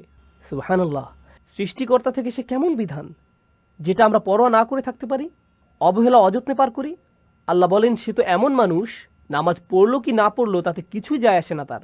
পাঞ্জাবের ভাষায় বললে গাল্লি কই নেই, অর্থাৎ কোনো ব্যাপার না, এটা আর এমন কি, সব ঠিক আছে, এত বাড়াবাড়ি করার কি আছে এগুলো নিয়ে, আর এত শুধু মাগরিবের নামাজ, আরে ঠিক আছে, এখনো সময় আছে, সময় আছে তো। আর আপনি মনে মনে এভাবে বলতে থাকেন, নিজেকে বোঝাতে থাকেন। সুবহানাল্লাহ। যাই হোক, মুসলিমদের অন্ততপক্ষে তাদের প্রতিদিনকার কাজকর্ম, স্পেশালি তাদের সামাজিক কাজকর্মগুলো নামাজকে কেন্দ্র করে সাজানো উচিত। ইন্নাস সালাতা কানাত আলাল মুমিনিনা কিতাবাম মাওকুতা। কোনো সন্দেহ নেই, সালাত বিশেষভাবে মুমিনদের ক্ষেত্রে এটা তো তাই যা তাদের নির্দিষ্ট সময় জুড়ে থাকে। ইন্নাস সালাতা কানাত আলাল মুমিনিনা কিতাবাম মাওকুতা। কোনো সন্দেহ নেই, সালাত বিশেষভাবে মুমিনদের ক্ষেত্রে এটা তো এমনই যা তাদের নির্দিষ্ট সময় জুড়ে থাকে। এটাকে কেন্দ্র করে তাদের জীবন সাজানো হয়। আর আল্লাহ এখানে আল্লাযীনা আমানু বলেননি, তিনি বলেছেন আল মুমিনিন। আপনি যদি আসলেই বিশ্বাসী হন, অন্য সকল কিছু আসবে পরে, সালাত আসবে আগে। আপনি যদি হন শুধু আল্লাযীনা আমানু, যারা বাহ্যিক পরিচয় ইমানদার, আর হ্যাঁ এদের ভিতরে মুনাফিকরাও অন্তর্ভুক্ত কোরআনে, তাহলে হয়তো না। কিন্তু আপনি যদি তাদের মধ্যে গণ্য হতে চান যারা আসলেই বিশ্বাস করে, সালাতকে কেন্দ্র করেই আপনার বাকি কাজগুলো নির্ধারিত হবে, দিনের বাকি অংশ নির্ধারিত হবে। একটা বর্ণনা উল্লেখ করছি, পুরো বর্ণনাটি আপনারা তাফসিরে শাওকানিতে পাবেন। কাদের থেকে বর্ণিত হয়েছে তাই বলছি না, শুধু শেষের বর্ণনাকারীর নাম জেনে রাখুন। সাদ ইবনে আবি ওয়াক্কাস রাদিয়াল্লাহু তাআলা আনহু থেকে বর্ণিত, সাআলাতুন নবী সাল্লাল্লাহু আলাইহি ওয়াসাল্লাম আন কওলিহি ইন্নাল্লাযীনা হুম আন সালাতিহিম সাহুন। আর হ্যাঁ, এটা বাইহাকি রাহমাহুল্লাহর সুনানেও আছে। কেউ কেউ বর্ণনাটির সত্যতা নিয়ে প্রশ্ন তুলেছেন, বাকিরা সহি বলে মেনে নেন। আর শাওকানি যারা সহি বলে তাদের দিকে ঝুঁকেছেন। আল্লাযীনা হুম আন সলাতিহিম সাহুন, রাসূলুল্লাহ সাল্লাল্লাহু আলাইহি সাল্লামকে এই আয়াতের ব্যাপারে জিজ্ঞেস করা হয়েছিল, যারা নামাজের ব্যাপারে যত্নহীন, অবহেলাকারী, বেপরোয়া থেকে তারা কারা? যারা নামাজের ব্যাপারে যত্নহীন, অবহেলাকারী, তারা কারা? রাসূল সাল্লাল্লাহু আলাইহি সাল্লামকে জিজ্ঞেস করা হলো। তিনি বললেন, যারা সালাতের ওয়াক্ত চলে গেলে সালাত আদায় করে। আমি সব কিছু একসাথে করে নিব, অথবা একেবারে শেষ সময় পর্যন্ত অপেক্ষা করব, শেষ মুহূর্তে, তারপর এটা করে নিব। অবহেলা, গরিমসি করতেই থাকে। আল্লাযীনা হুম ইউরাউন, এই আয়াতটি ব্যাকরণগতভাবে পরিপূর্ণ হয়ে যায় যদি শুধু বলা হয় আল্লাযীনা ইউরাউন। আসলে এটি যদি বলা হয় ওয়া ইউরাউন, তাহলেও পরিপূর্ণ হয়ে যায়। ব্যাকরণের দিক থেকে এটা তারপরেও সঠিক, কিন্তু আল্লাহ বলছেন আল্লাযীনা, তারপর তিনি বলছেন হুম, তারপর তিনি বলছেন ইউরাউন। এখানে এই বারবার উল্লেখ দ্বারা তাকবীহ, অর্থাৎ এর দ্বারা বোঝা যাচ্ছে আল্লাহ কতটা রাগান্বিত তাদের প্রতি। তারা যে শুধু অবহেলা করছে এমন নয়, যদিও এটাই অপরাধ হিসেবে যথেষ্ট। এর সাথে অবশেষে যখন তারা নামাজ পড়ে ইচ্ছার বিপরীতে গিয়ে, মানে তাদের সেই নামাজের সময় যখন হয়, তারা কি করে? এই লোকেরা তখন লোক দেখানোর জন্য নামাজ আদায় করে। হুম ইউরাউন, হুম শব্দটার আরও একটা ব্যবহার আছে এখানে। এটা ব্যবহৃত হয়েছে ইখতিসাস প্রদর্শনের জন্য। অন্যভাবে বললে, যেসব মানুষরা নামাজে অবহেলা করে তাদের জন্য এর পরবর্তী ধাপ, অর্থাৎ লোক দেখানোর উদ্দেশ্যে নামাজ আদায় সহজ হয়ে যায়। এই মানুষরা তাদের নামাজ তখনই একটু উন্নতির দিকে যায়, নামাজের গতি একটু ধীর হয়, রুকু 90 ডিগ্রি আর একটু কাছে আসে, তখন যখন মানুষ তাদের আশেপাশে থাকে। হ্যাঁ, শুধুমাত্র তখনই। এরা হচ্ছে এমন মানুষ। কিন্তু তাদের রোগের শুরু কোথায়? প্রথমে যখন তাদের নামাজটা ছিল একেবারে ফাঁকা, তারা এই ব্যাপারে আগ্রহী ছিল না। এটা কোনো গুরুত্বপূর্ণ বিষয় নয় তাদের কাছে। এটা তো এমন বিষয় যা সহজে এড়িয়ে যাওয়া যায়, বড় কিছুই না। এখানে যারা তরুণ আছেন তাদের প্রতি আমার নসিহত থাকবে, দেরিতে ঘুম থেকে উঠবেন না ভাই, দেরিতে ঘুমোতে যাবেন না, সারা রাত আপনাদের ল্যাপটপ নিয়ে পড়ে থাকবেন না, ইসলামিক লেকচারও যদি শোনেন তারপরও না, কারণ এভাবে আপনি ফজর মিস করে ফেলবেন। এটা আসলে ইসলামিক না। ঠিক বলেছি কিনা? নামাজের যত্ন নিন। ইন্না কুরআন আল ফাজরি কানা মাশহুদা, ফজরের কোরআন আপনার জন্য প্রমাণ হয়ে থাকবে, এটার সাক্ষ্য গ্রহণ করা হবে। আল্লাহ নিজে সাক্ষী থাকবেন, সাথে ফেরেশতারাও যারা আপনার কাজকর্মের হিসাব নিচ্ছেন তারা সবাই আপনার এই কোরআন পাঠে সাক্ষ্য দিবেন। আল্লাহ নিজেই ফজরের কোরআনের ক্ষেত্রে এমনটা বলেছেন। কিভাবে আপনি এই ফজরে উপস্থিত থাকবেন? তাড়াতাড়ি ঘুমোতে যাবার অভ্যাস দ্বারা।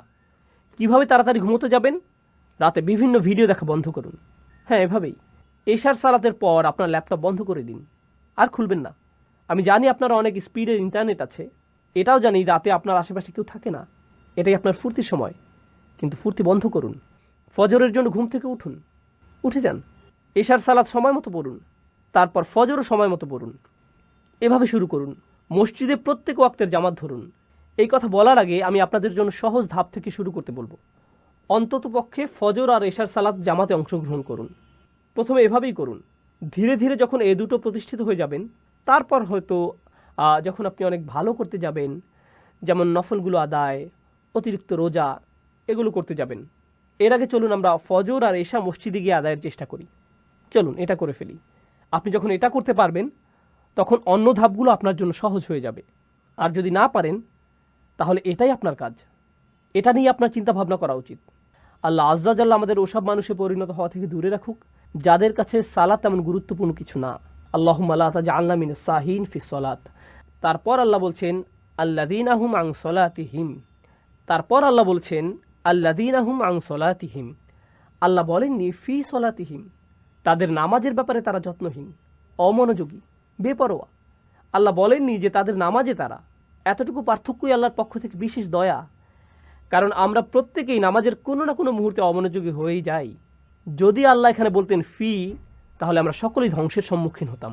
কিন্তু আল্লাহ ব্যবহার করেছেন আন, অর্থাৎ নামাজের ব্যাপারে, সরাসরি নামাজের মধ্যে নয়। কেননা নামাজের মধ্যে সাহু আমাদের সবারই কম বেশি হয়ে থাকে।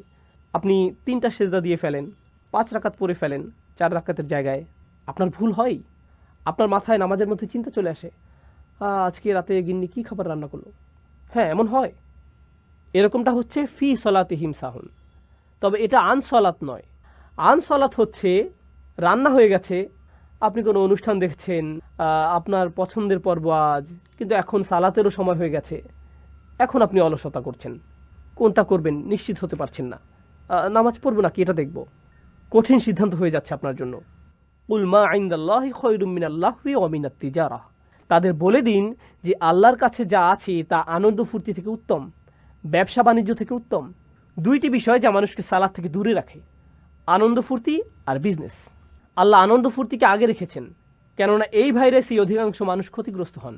ব্যবসা তো শুধুমাত্র ব্যবসায়ীদের জন্য, কিন্তু আনন্দ ফুর্তি রোগে সবাই আক্রান্ত হয়ে যায়। আল্লাহু খায়রুর রাযিকিন। আর আপনারা ব্যবসা নিয়ে কেন এত চিন্তা করবেন? রিজিক কার থেকে আসে? আল্লাহ সুবহানাহু ওয়া তাআলা। তিনি রিজিকের কথা বলেছেন একেবারে আয়াতের শেষে। সুবহানাল্লাহ। আচ্ছা চলুন আমরা সামনের দিকে আগাই এবং সূরাটির শেষ আলোচনা করে ফেলি। এখানে আল্লাযীনা হুম ইউরাউন, খুব ইন্টারেস্টিং একটি শব্দ আল্লাহ ব্যবহার করেছেন লোক দেখানো কাজ ব্যাখ্যা করার জন্য। র দ্বারা আরবিতে বোঝায় দেখানো, র আ অর্থাৎ বাবে মুফাআলা থেকে। আমি এগুলো বাব হিসেবে নিয়েছি, মুফাআলা, তাফঈল, ইফআল ইত্যাদি।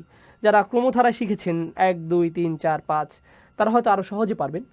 আমি নাম্বারিং সিস্টেম পারি না, যাই হোক বুঝিয়ে দিচ্ছি। এটা হচ্ছে ফিআলা অথবা রআ, রিয়া, ইউরা, রিয়া, মুফাআলা, মুরাআতান, এগুলো হচ্ছে এই শব্দের রূপ। এটা আসে মুফাআলা থেকে, যেটা বোঝায় দুটি দল যারা একে অপরের সাথে প্রতিযোগিতায় লিপ্ত। এখানে এক দল বড় সংগ্রাম করছে যাতে অপর দল তাদের দেখতে পারে, যাতে তারা ভালোভাবে অপর দল দ্বারা পরিলক্ষিত হয়। এটা হচ্ছে ইউরাউন। তারা আপ্রাণ চেষ্টা চালিয়ে যাচ্ছে যাতে নামাজরত অবস্থায় তাদের ভালোভাবে দেখা যায়। তো তারা মসজিদে নীরব কোনো কোনায় কখনোই নামাজ পড়বে না। নফল নামাজের ক্ষেত্রেও তারা সবার সামনে একেবারে মধ্যখানে পড়বে। কেন? কারণ তাদের জন্য জরুরি যে মানুষজন তাদের দেখছে, তাদের নিশ্চিত হতে হবে যে মানুষ দেখছে। আল্লাযীনা হুম ইউরাউন। আর হ্যাঁ, এটা কুরাইশদের জন্য একটা সমালোচনা। কেন? কারণ তারা ছিল লিডার, আল্লাহর ঘরের তত্ত্বাবধায়ক, রাইট? এখন বুঝতে পারছেন হয়তো কেন তাদের নামাজ পড়তে হতো। কারণ ধর্মীয় পরিচয় বজায় রাখতে এটা তাদের জন্য জরুরি। তারা তো আধ্যাত্মিক নেতা, এজন্যই কাবা ঘরের দায়িত্ব তাদের হাতে। ধন সম্পদ, পলিটিক্স এসব নিয়ে কি তাদের কোনো ইন্টারেস্ট আছে নাকি? তারা আসলেই কাবা ঘর নিয়ে চিন্তিত অনেক। তো যদিও তাদের নামাজ নিয়ে কোনো মাথা ব্যথা নেই, তারপরেও তাদের সবার সামনে আসতে হবে আর বাহ্যিক অনুষ্ঠান সম্পন্ন করতে হবে। এগুলো সবই তাদের নাটক এবং আল্লাহ তাদের এই অভিনয় প্রকাশ করে দেন। এজন্যই তিনি বলেন যে এরা একটাই দল। এই সূরা শুধু মুনাফিকদের নিয়েই কথা বলছে না, যদিও তাদের শামিল করে। মূলত এটা নামাজের ক্ষেত্রে প্রাণহীনতার অবস্থা প্রকাশ করে। কুরাইশরা নামাজের যে মিথ্যা অভিনয় করছে সেটা ফাঁস করে। আল্লাহ বলে দিচ্ছেন যে তাদের নামাজের ভিতর বাহির সবই আল্লাহ জানেন। আল্লাযীনা হুম ইউরাউন, তারা একে অপরকে দেখানো ছাড়া এখানে কিছুই করছে না। ইন্নাল মুনাফিকিনা ইউখাদিউন আল্লাহ। ও হ্যাঁ, এই শব্দটা মুরাআতুন, এটার সংজ্ঞা দাঁড়ায় লোক দেখানো কাজ করে নিজেকে ভালো ও ধার্মিক বলে প্রদর্শন করা, যেটা আপনার নিজের আসল পরিচয়ের বিপরীত। আক্ষরিকভাবে শব্দটার অর্থ এমনই দাঁড়ায়। এই শব্দ ব্যবহারের মাধ্যমে আল্লাহ বলছেন, তুমি মানুষদের খুব বোঝাতে চাচ্ছ যে তুমি অনেক ভালো, কিন্তু সত্য হচ্ছে তোমার মানসিকতা ভালো না, যা আমি জানি। অন্তরের দিক থেকে তুমি কলুষিত। এই হচ্ছে কুরাইশদের মেকি, লোক দেখানো প্রার্থনার সত্যতা ফাঁস, সালাতের বিকৃত চর্চা। অবশিষ্ট অংশ যা ইব্রাহিম আলাইহিস সালামের থেকে উত্তরাধিকার সূত্রে রয়ে গেছে, ইন্নাল মুনাফিকিনা ইউখাদিউন আল্লাহ ওয়া হুয়া খাদিউহুম। আল্লাহ তাআলা বলছেন, সন্দেহ নাই যে মুনাফিকরা আল্লাহকে বোকা বানাতে যাচ্ছে, কিন্তু আসলে আল্লাহই তাদের বোকা বানাচ্ছেন। ওয়া ইযা কামু ইলাস সালাতি কামু কুসালা, তারা যখনই নামাজে দাঁড়ায় অলসতার সাথে দাঁড়ায়। আল্লাহ এখানে বলেননি আল্লাযীনা ইযা আকামুস সালাত। আপনারা আকামুস সালাত, আতুজ যাকা এই শব্দগুলো তো আগে থেকে শুনেছেন নিশ্চয়ই। মুনাফিকদের জন্য আল্লাহ সালাত প্রতিষ্ঠা শব্দদ্বয় ব্যবহার করছেন না, কারণ তাদের সেই যোগ্যতাই নেই। তাদের ক্ষেত্রে আল্লাহ শুধু বলছেন সে নামাজে দাঁড়ায়, প্রতিষ্ঠা শব্দটা বলছেন না, তারা সেটার উপযুক্ত নয়। কালে ভদ্র যদিও কখনো তারা নামাজে দাঁড়ায়, তারা অলসভাবে দাঁড়ায়। ইউরাউন আন-নাস, সর্বোচ্চ চেষ্টা করে যাতে মানুষজন তাদেরকে নামাজরত অবস্থায় দেখে। ওয়ালা ইয়াযকুরুনাল্লাহা ইল্লা কলিলা, আল্লাহকে তারা স্মরণ করে না, করলেও খুবই সামান্য। মাঝে মধ্যে হয়তো কোনো দুর্ঘটনায় পড়ে তারা আল্লাহকে স্মরণ করে, এতটুকুই। হঠাৎ কোনো বড় বিপদের কারণে হয়তো কোনো মুহূর্তে তাদের চোখে পানি আসে, কিন্তু তাদের চেষ্টা সেখানেও এই থাকে যে মানুষরা যেন সেই অশ্রু দেখে নেয়, আর তাই তারা সেটা মুছেও না, রুমাল বা টিস্যু জাতীয় কিছু সাথেও রাখে না। অথচ তুমি চাইলেই সেটা লুকাতে পারতা, কারণ এই চোখের জল আল্লাহর জন্য, আশেপাশের মানুষের জন্য না। এখন আশেপাশের মানুষজন বলতে পারে, দেখো দেখো এই লোক তো বিশাল সাধু মানুষ, ধার্মিক মানুষ, নামাজে সে কাঁদছে। আল্লাহ বলছে, না না না, ইউরাউন আন-নাস, এগুলো তো তোমাদের দেখানোর জন্য, ওয়ালা ইয়াতুনা সলাতা ইল্লা ওহুম কুসালা, তারা কখনোই নামাজে আসে না। এরপরেও আল্লাহ বলছেন না ওয়ালা ইউকিমুনা সলাত, তিনি বলছেন ওয়ালা ইয়াতুনা সলাত, তারা নামাজে আসেই না। আসলেও আসে এমনভাবে যে তাদের মধ্যে অলসতা। ওয়ালা ইনফিকুনা ইল্লা ওহুম কারিহুন, তারা দান খয়রাত করে না, করলেও সেটা তাদের মন থেকে করে না, দান করতে তাদের কষ্ট হয়। তারা দুটোই করছে কিনা বলুন? তারা বৃতৃষ্ণার সাথে দান করে এবং নামাজ পড়ে লোক দেখানোর জন্য, এবং তারা থাকে অলসতায় অমনোযোগী। মুনাফিকদের আচরণও ঠিক এমনই। তো আল্লাহ তাআলা বিশ্বাসীদের মুনাফিকি তো জাহির করেছেনই, সাথে সাথে কাফিরদের মুনাফিকিও প্রকাশ করেছেন। তারা নিজেদের মানুষদের ভেতরেও, নিজেদের গ্রুপের ভেতরেও মুনাফিকি করছে, কারণ নেতৃত্ব থেকে এমন কাজটা করা সহজ। তারা তো এমন ভণ্ড মানুষের দল যার ধার্মিকতার ভান ধরে, নিজেদেরকে জনদরদি হিসেবে প্রদর্শন করে, মানুষদের প্রয়োজন চাওয়া পাওয়ার দিকে অনেক বেশি দায়িত্বশীল এমনটা বোঝায়, যখন কিনা ওয়ালা ইয়াহুদ্দু আলা তোয়ামিল মিসকিন, আর এই বিষয়ে কথা না বলাই উত্তম। মানুষদের অগোচর ইয়াতিমদের গলা ধাক্কা দেয়, আর যখন তারা নামাজ পড়ে সেটা তাদের কাছে এক বিন্দু গুরুত্বও বহন করে না। নামাজ তাদের কাছে সবচাইতে কম প্রয়োজনীয় বিষয়, এটাতে তারা আল্লাহকে স্মরণ করে না। নামাজটা পরেই অবশ্য মানুষদের দেখানোর জন্য। আচ্ছা, ওলামাদের কিছু সুন্দর কথা আছে নামাজের গুরুত্বের ক্ষেত্রে, বিশ্বাসীদের জন্য উপদেশ হিসাবে আমি সেটা আপনাদের সাথে শেয়ার করছি। ওয়ালা ইয়াতরুকুনা নফিল হায়া ওয়ালা ইয়াতি বিহা রিয়া, লজ্জা সংকোচের কারণে তুমি নফল সালাত ছেড়ে দিও না। উপদেশ হচ্ছে মানুষ কি মনে করে এই চিন্তায় নফল যাতে ছাড়া না হয়। আরে আমি সেই মানুষ হতে চাই না যে কিনা নফল পড়ে মানুষ দেখায়। আমার এত নফল পড়তে লজ্জা লাগে মানুষের সামনে, তাই আমি নফল পড়ি না। আমি ভালো মানুষ, লোক দেখানো কাজ করি না। আলেমরা বলে সংকোচ বোধের কারণে তুমি নফল ছেড়ে দিও না। একই সময় ওয়ালা ইয়াতি বিহা রিয়া, তুমি লৌকিকতার জন্য সেটা করো না। অর্থাৎ দুটোর ভিতরে একটা ভারসাম্য আনার চেষ্টা করো। অন্য আলেমগণ দুটোর মধ্যে ভারসাম্য রক্ষা করতে বলেছেন এভাবে যে ফরজ সালাদগুলো মসজিদে পড়ুন আর নফলগুলো বাসায়। হ্যাঁ, বাসায়, কারণ বাচ্চারা দেখলে সেটা লোক দেখানো হয়ে যাবে না। কেননা আপনার বাচ্চাদের জন্য আপনি আদর্শ, আপনাদের দেখেই তারা শিখবে। আর আপনার স্ত্রীকে যতই লম্বা রুকু করে দেখান, নিশ্চয়ই আপনি লৌকিকতায় পড়বেন না। চাইলে করে দেখাতে পারেন, কোনো ফায়দা হবে না। যাই হোক, তো এক্ষেত্রে রিয়া এর সম্ভাবনা নেই বললেই চলে, সেটা আছে এই মসজিদে। তাই ঘরে গিয়ে নফলগুলো পড়ুন আর সেগুলো বড় করার চেষ্টা করুন যাতে আপনার বাচ্চারা দেখে।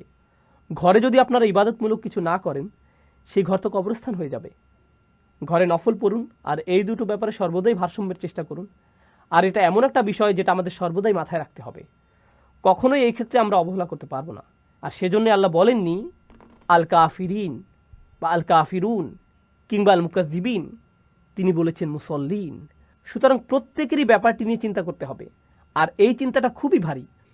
কেননা রাসূল সাল্লাল্লাহু আলাইহি সাল্লাম বলেছেন, উদ্ধত লোক দেখানো এই মনোভাব, এটা নিজের ক্ষেত্রে বুঝতে পারা অন্ধকার কালো রাতের কালো পাথরের উপর দিয়ে হাঁটা কালো পিঁপড়া ধরার চাইতেও কঠিন।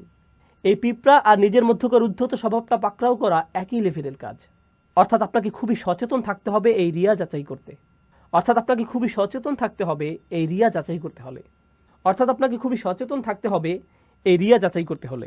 নিজ অন্তরকে নিরীক্ষা করতে হবে। আমি কি লোক দেখানো কাজ করছি? আমি কি দাম্ভিকতা প্রদর্শন করছি?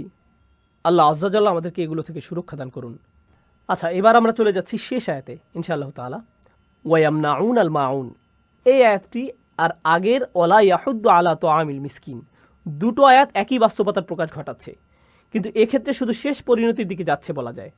তো লক্ষ্য করুন, এই সূরা শুরু হয়েছে মানুষের অন্তরের মনোভাব চিত্রায়নের দ্বারা, অর্থাৎ দিনের বিরুদ্ধে মিথ্যা বলা। তারপর এটির গতিপথ পরিবর্তিত হয়েছে, আলোচনা হয়েছে মানুষের বিরুদ্ধে করা অপরাধ নিয়ে। তারপর আলোচনা শুরু হয়েছে আল্লাহর সাথে করা অন্যায় নিয়ে। তারপর আবার আলোচনা ফিরে এসেছে কোথায়? মানুষের সাথে করা অন্যায়তে। অর্থাৎ বুঝতে হবে যে এই দুটো বিষয় একে অপরের সাথে জড়িত। আপনি এই দুটোকে আলাদা করতে পারবেন না, এগুলো একেবারেই অবিচ্ছেদ্য সত্তা।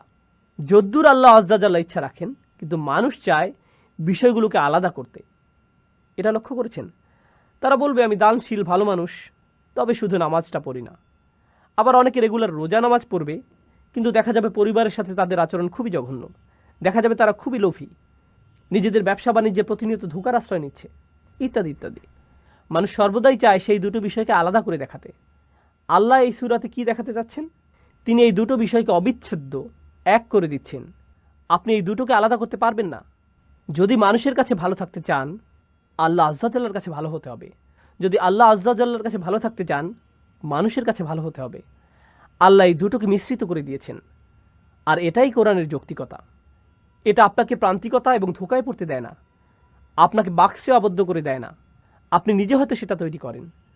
কোরআন আপনাকে ভারসাম্যে রাখে। প্রত্যেকটা সূরা নিজস্ব স্বকীয়তায় ভারসাম্য তৈরি করে, যা আমাদের নৈতিক দ্বিধাদ্বন্দ্ব থেকে বিরত রাখে আর এর সাথে জড়িত সমস্যাগুলো থেকে বাঁচায়। আমরা প্রায় শেষের দিকে, ইনশাআল্লাহ তাআলা, সাথে থাকুন। আল মাউন, আল মাউন শব্দটার ব্যাখ্যা হচ্ছে ওয়ায়ামনাউন আল মাউন, আর তারা মানা করে দেয়, মানা করে। মাউন শব্দটার অনেক আলেমগণ, এমনকি কিছু সাহাবারাও এর অর্থ করেছেন জাকাত।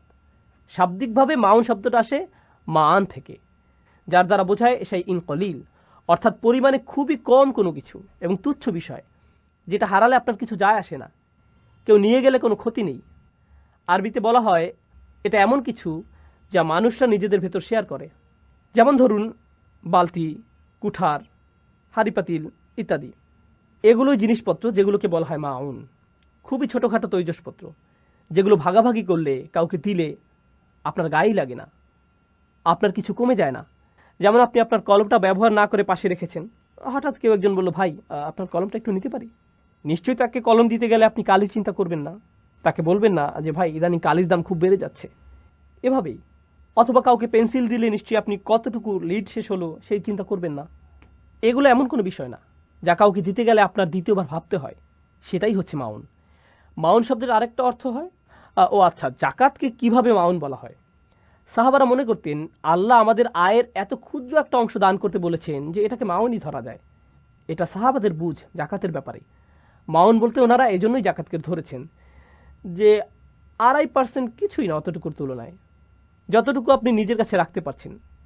এরপরেও যদি এতটুকু মানুষদের দিতে আপনার সমস্যা হয়, এটা কোনো যুক্তিতে খাটে না, কারণ এটা খুবই কম যা আল্লাহ আজ্জা জাল্লা আপনার কাছে চাচ্ছেন। আচ্ছা, মাউন শব্দের আরেক অর্থ আল হক্কু আলাল ইবাদ আলাল উমুম। এটা হচ্ছে আল্লাহর বান্দাদের উপর সাধারণভাবে দান করার অধিকার, যে কারণে এটাকে জাকাত বলা হয়। এছাড়াও সাহিত্যিক দৃষ্টিভঙ্গি থেকে দেখলে খুব চমৎকার সংজ্ঞা। এটা এমন কিছু যেটাতে কার্পণ্য প্রদর্শন করার কোনো সুযোগই থাকে না। যেমন পানি, আপনি পানি নিয়ে কিপটিমি করতে পারবেন না। আল্লাহ এই সূরা শেষে বলেছেন তারা এই মাউন দিতেও নিষেধ করে। তারা এতটাই নিচু মনের, তাদের হৃদয় এতটাই কঠিন যে এটাও তাদের গায়ে লাগে না। এটা এমনকি বখলের মধ্যেও পড়ে না। এতে আরও কিছু আছে। তারা মানুষের মুখে হাসি দেখতে পারে না, মানুষের কোনো উপকার করবে এটা তারা ভাবতেও পারে না। প্রথমেই তাদের মনে চলে আসে, আমি কেন তোমাকে সাহায্য করব? কেন সাহায্য করব তোমাকে? কেন তোমাকে কিছু দিব? কেন তোমাকে আমার সাথে নিব? আমার কিছু যায় আসে না, আমি তোমার কাছে ঋণী না, তো আমার এটা দরকার নেই। এই আচরণ এটা এজন্য না যে আমি পারবো না, এজন্য না যে তুমি ব্যবহার করলে আমি আর ব্যবহার করতে পারবো না, বরং কারণ হচ্ছে আমি চাই না, আমার তোমাকে ভালো লাগে না, আমি তোমাকে সাহায্যই করতে চাই না। এটা হচ্ছে কাসওয়াতুল কলব, রুক্ষতা, অন্তরের কঠিনতা। মানে আল্লাহ একটার পর একটা জিনিসের বর্ণনা দিয়ে যান যেগুলো আপনার অন্তরকে কঠিন করে, আর এটা শেষ পর্যন্ত এমন অবস্থায় দাঁড়ায় যে মানুষ যদি একেবারে সামান্য তুচ্ছ জিনিসও আপনার কাছে চায়, একটা রুমাল বা টিস্যু, প্রতিবেশী এসে আপনার দরজায় করা না রে একটু লবণ চেয়ে, না, আপনি মুখের উপর দরজা লাগিয়ে দেন। তারা কিভাবে আমার থেকে লবণ নিতে পারবে? যত সব জঘন্য। খুবই হতাশাজনক তাদের এই আচরণ। মানুষ কতটুকু নিচে নামতে পারে এখান থেকে বোঝা যায়। আর আপনারা বলেন যে আপনারা নাকি সমাজের নেতা, নিজেদেরকে আল্লাহর ঘরের অভিভাবক দাবি করেন। আপনাদের সম্পর্কে আগের সূরাতে আল্লাহ আজ্জা জাল্লা বলছেন, আমি তোমাদেরকে খাওয়াই, তোমাদের খাদ্য আমিই দেই, আর তোমরা এই ধরনের আচরণ করবে যেন এগুলো তোমাদের সৃষ্টি। এমন ভাব করছো যেন নিজেরা বানিয়েছো তোমরা এগুলো, আমি দিয়েছি তোমাদেরকে, আর এভাবে নিজেদের কাছে লুকিয়ে রাখবে তোমরা। সুবহানাল্লাহ। আল্লাহ তাদেরকে কি দিয়েছে আর তারা কেমন আচরণ করছে, দুটোর মধ্যে পার্থক্য। তো যেমনটা আমরা আগেই বলেছি, হুয়া শাইউন কলিল। একেবারে শেষে আমি আপনাদের সাথে একটা দোয়া পড়তে চাই। ইমাম রাজি রাহিমাহুল্লাহ এই সূরার শেষ প্রান্তে এই চমৎকার দোয়াটি করেছেন, আপনাদের সাথে শেয়ার করতে চাই আমি দোয়াটি। খুবই অন্তরস্পর্শী এই দোয়াটি আসলেই। ওয়ানাখতুমু তাফসির হাযিহি সূরাতি বিদুআই। আমরা এই সূরার তাফসির একটি দোয়া দ্বারা শেষ করছি। ইলাহানা ইল্লাল্লাহ, যার ইবাদত আমরা করি এবং শুধুমাত্র যার কথা আমরা মেনে থাকি। হাযিহি সূরাতু ফি যিকরিল মুনাফিকিন, এই সূরাটি মুনাফিকদের বিবরণে নিবেদিত। সুরাতুল্লাতি বাদাহা ফি সিফাতি মুহাম্মদিন সাল্লাল্লাহু আলাইহি সাল্লাম, আর এর পরে যে সূরাটি এসেছে সেটি রাসূলুল্লাহ সাল্লাল্লাহু আলাইহি সাল্লামের বৈশিষ্ট্য নিয়ে আলোচনা করেছে। কোন সূরার কথা বলা হচ্ছে? ইন্না আ'তাইনাকা আল কাউসার, যেটার কথা তিনি বলেছেন ফানাহনু ইল্লাম নুসাল্লি ইলা তাআতি মুহাম্মদিন সাল্লাল্লাহু আলাইহি সাল্লাম, আমরা যদি কোনোভাবেই রাসূলুল্লাহ সাল্লাল্লাহু আলাইহি সাল্লামের আনুগত্যের লেভেলের সমমর্যাদায় পৌঁছাতে নাও পারি, মুহাম্মদিন সাল্লাল্লাহু আলাইহি সাল্লাম ওয়া ইলা আসহাবিহি, তার সাহাবীদের কাছেও যদি না যেতে পারি, লাম নুসাল্লি ফিল আফআলিল কবিহ ইলা হাউলাইল মুনাফিকিন, তাহলে আমাদের এই ধরনের নিচু জঘন্য মানসিকতার মানুষদের কার্যক্রম থেকেও দূরে রাখুন। আমরা যদি অত উঁচু পদমর্যাদায় নাও যেতে পারি, আমাদেরকে এত নিচুতেও নামতে দিবেন না। ফাফু আন্না বিফাদলিকা ইয়া আরহামার রাহিমিন, ভালোবাসার সাথে আপনার বিশেষ অনুগ্রহে আমাদের ক্ষমা করুন, আপনি তো দয়াশীলদের মধ্যে সবচাইতে বেশি দয়াবান। সাল্লাল্লাহু আলা সাইয়্যিদিনা মুহাম্মদ ওয়া আলা আলিহি ওয়া সাহবিহি ওয়াসাল্লিম। আর অবশ্যই তিনি দোয়া শেষ করলেন রাসূলের উপর সালাওয়াত ও সালাম পেশ করে, সাল্লাল্লাহু আলাইহি সাল্লাম। আসলে খুবই চমৎকার একটি দোয়া।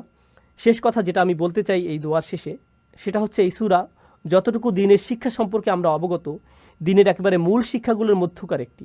যদিও আপনি আয়াত, প্রমাণ, দলিল ইত্যাদি স্মরণে নাও রাখতে পারেন, শিক্ষাটা, এই দিনের মজ্জাগত যে শিক্ষা জীবনের জন্য, সেটা আসলে খুবই খুবই সাধারণ দুটি বিষয়, যেগুলো আপনার অন্তরকে নরম রাখবে আর আপনার নিজের কাছে প্রমাণ করবে যে আপনি পরকালীন বিচার দিবসকে অস্বীকার করেন না, সেই দিনকে অস্বীকার করেন না। এর জন্য দুটো প্রমাণ হচ্ছে কিভাবে আপনি নামাজ পড়েন এবং কতটুকু আপনি দান করেন। দান খয়রাত, মানুষের সাথে আপনার লেনদেন, আর আল্লাহর সামনে আপনার সালাতগুলো, এগুলোই হচ্ছে আখিরাতের উপর আপনার বিশ্বাস ঠিক কতটুকু শক্তিশালী সেটার প্রমাণ। আর পরকাল থেকে আপনি কতটুকু প্রত্যাশা রাখেন সেটাও এখান থেকে বোঝা যায়। যদি আমাদের নামাজগুলো দুর্বল হয়, সেটা আমাদের জীবনে পরিকল্পনা হওয়া উচিত। এটা ঠিক করাকে লক্ষ্য বানিয়ে ফেলুন। আর ইয়াতিমদের সাথে আমাদের লেনদেন, আমরা তো অন্য মানুষদের প্রয়োজন চাহিদা নিয়ে কথাও বলি না। আমরা যদি এসব ব্যাপারে চিন্তিত না হই, তাহলে এটা বড় চিন্তার বিষয় আমাদের জন্য। সবার আগে আমাদের নিজেদের পরিবারের জন্য। আপনি ভালো করেই জানেন আপনার পরিবারে এমন অনেক মানুষ আছেন যাদের আপনার সাহায্যের প্রয়োজন, আর সেখানে কিছু মানুষ আছে যাদের আপনি পছন্দ করেন না। আপনার চাচাতো ভাইটিকে আপনি পছন্দ করেন না, কিন্তু তার সাহায্যের প্রয়োজন। আপনার খালাকেও আপনি পছন্দ করেন না, উনি আপনার সাথে চেঁচামেচি করেন, বেশি উদ্ধত স্বভাবের, কিন্তু তার সাহায্য প্রয়োজন। আর্থিকভাবে তার আপনাকে প্রয়োজন।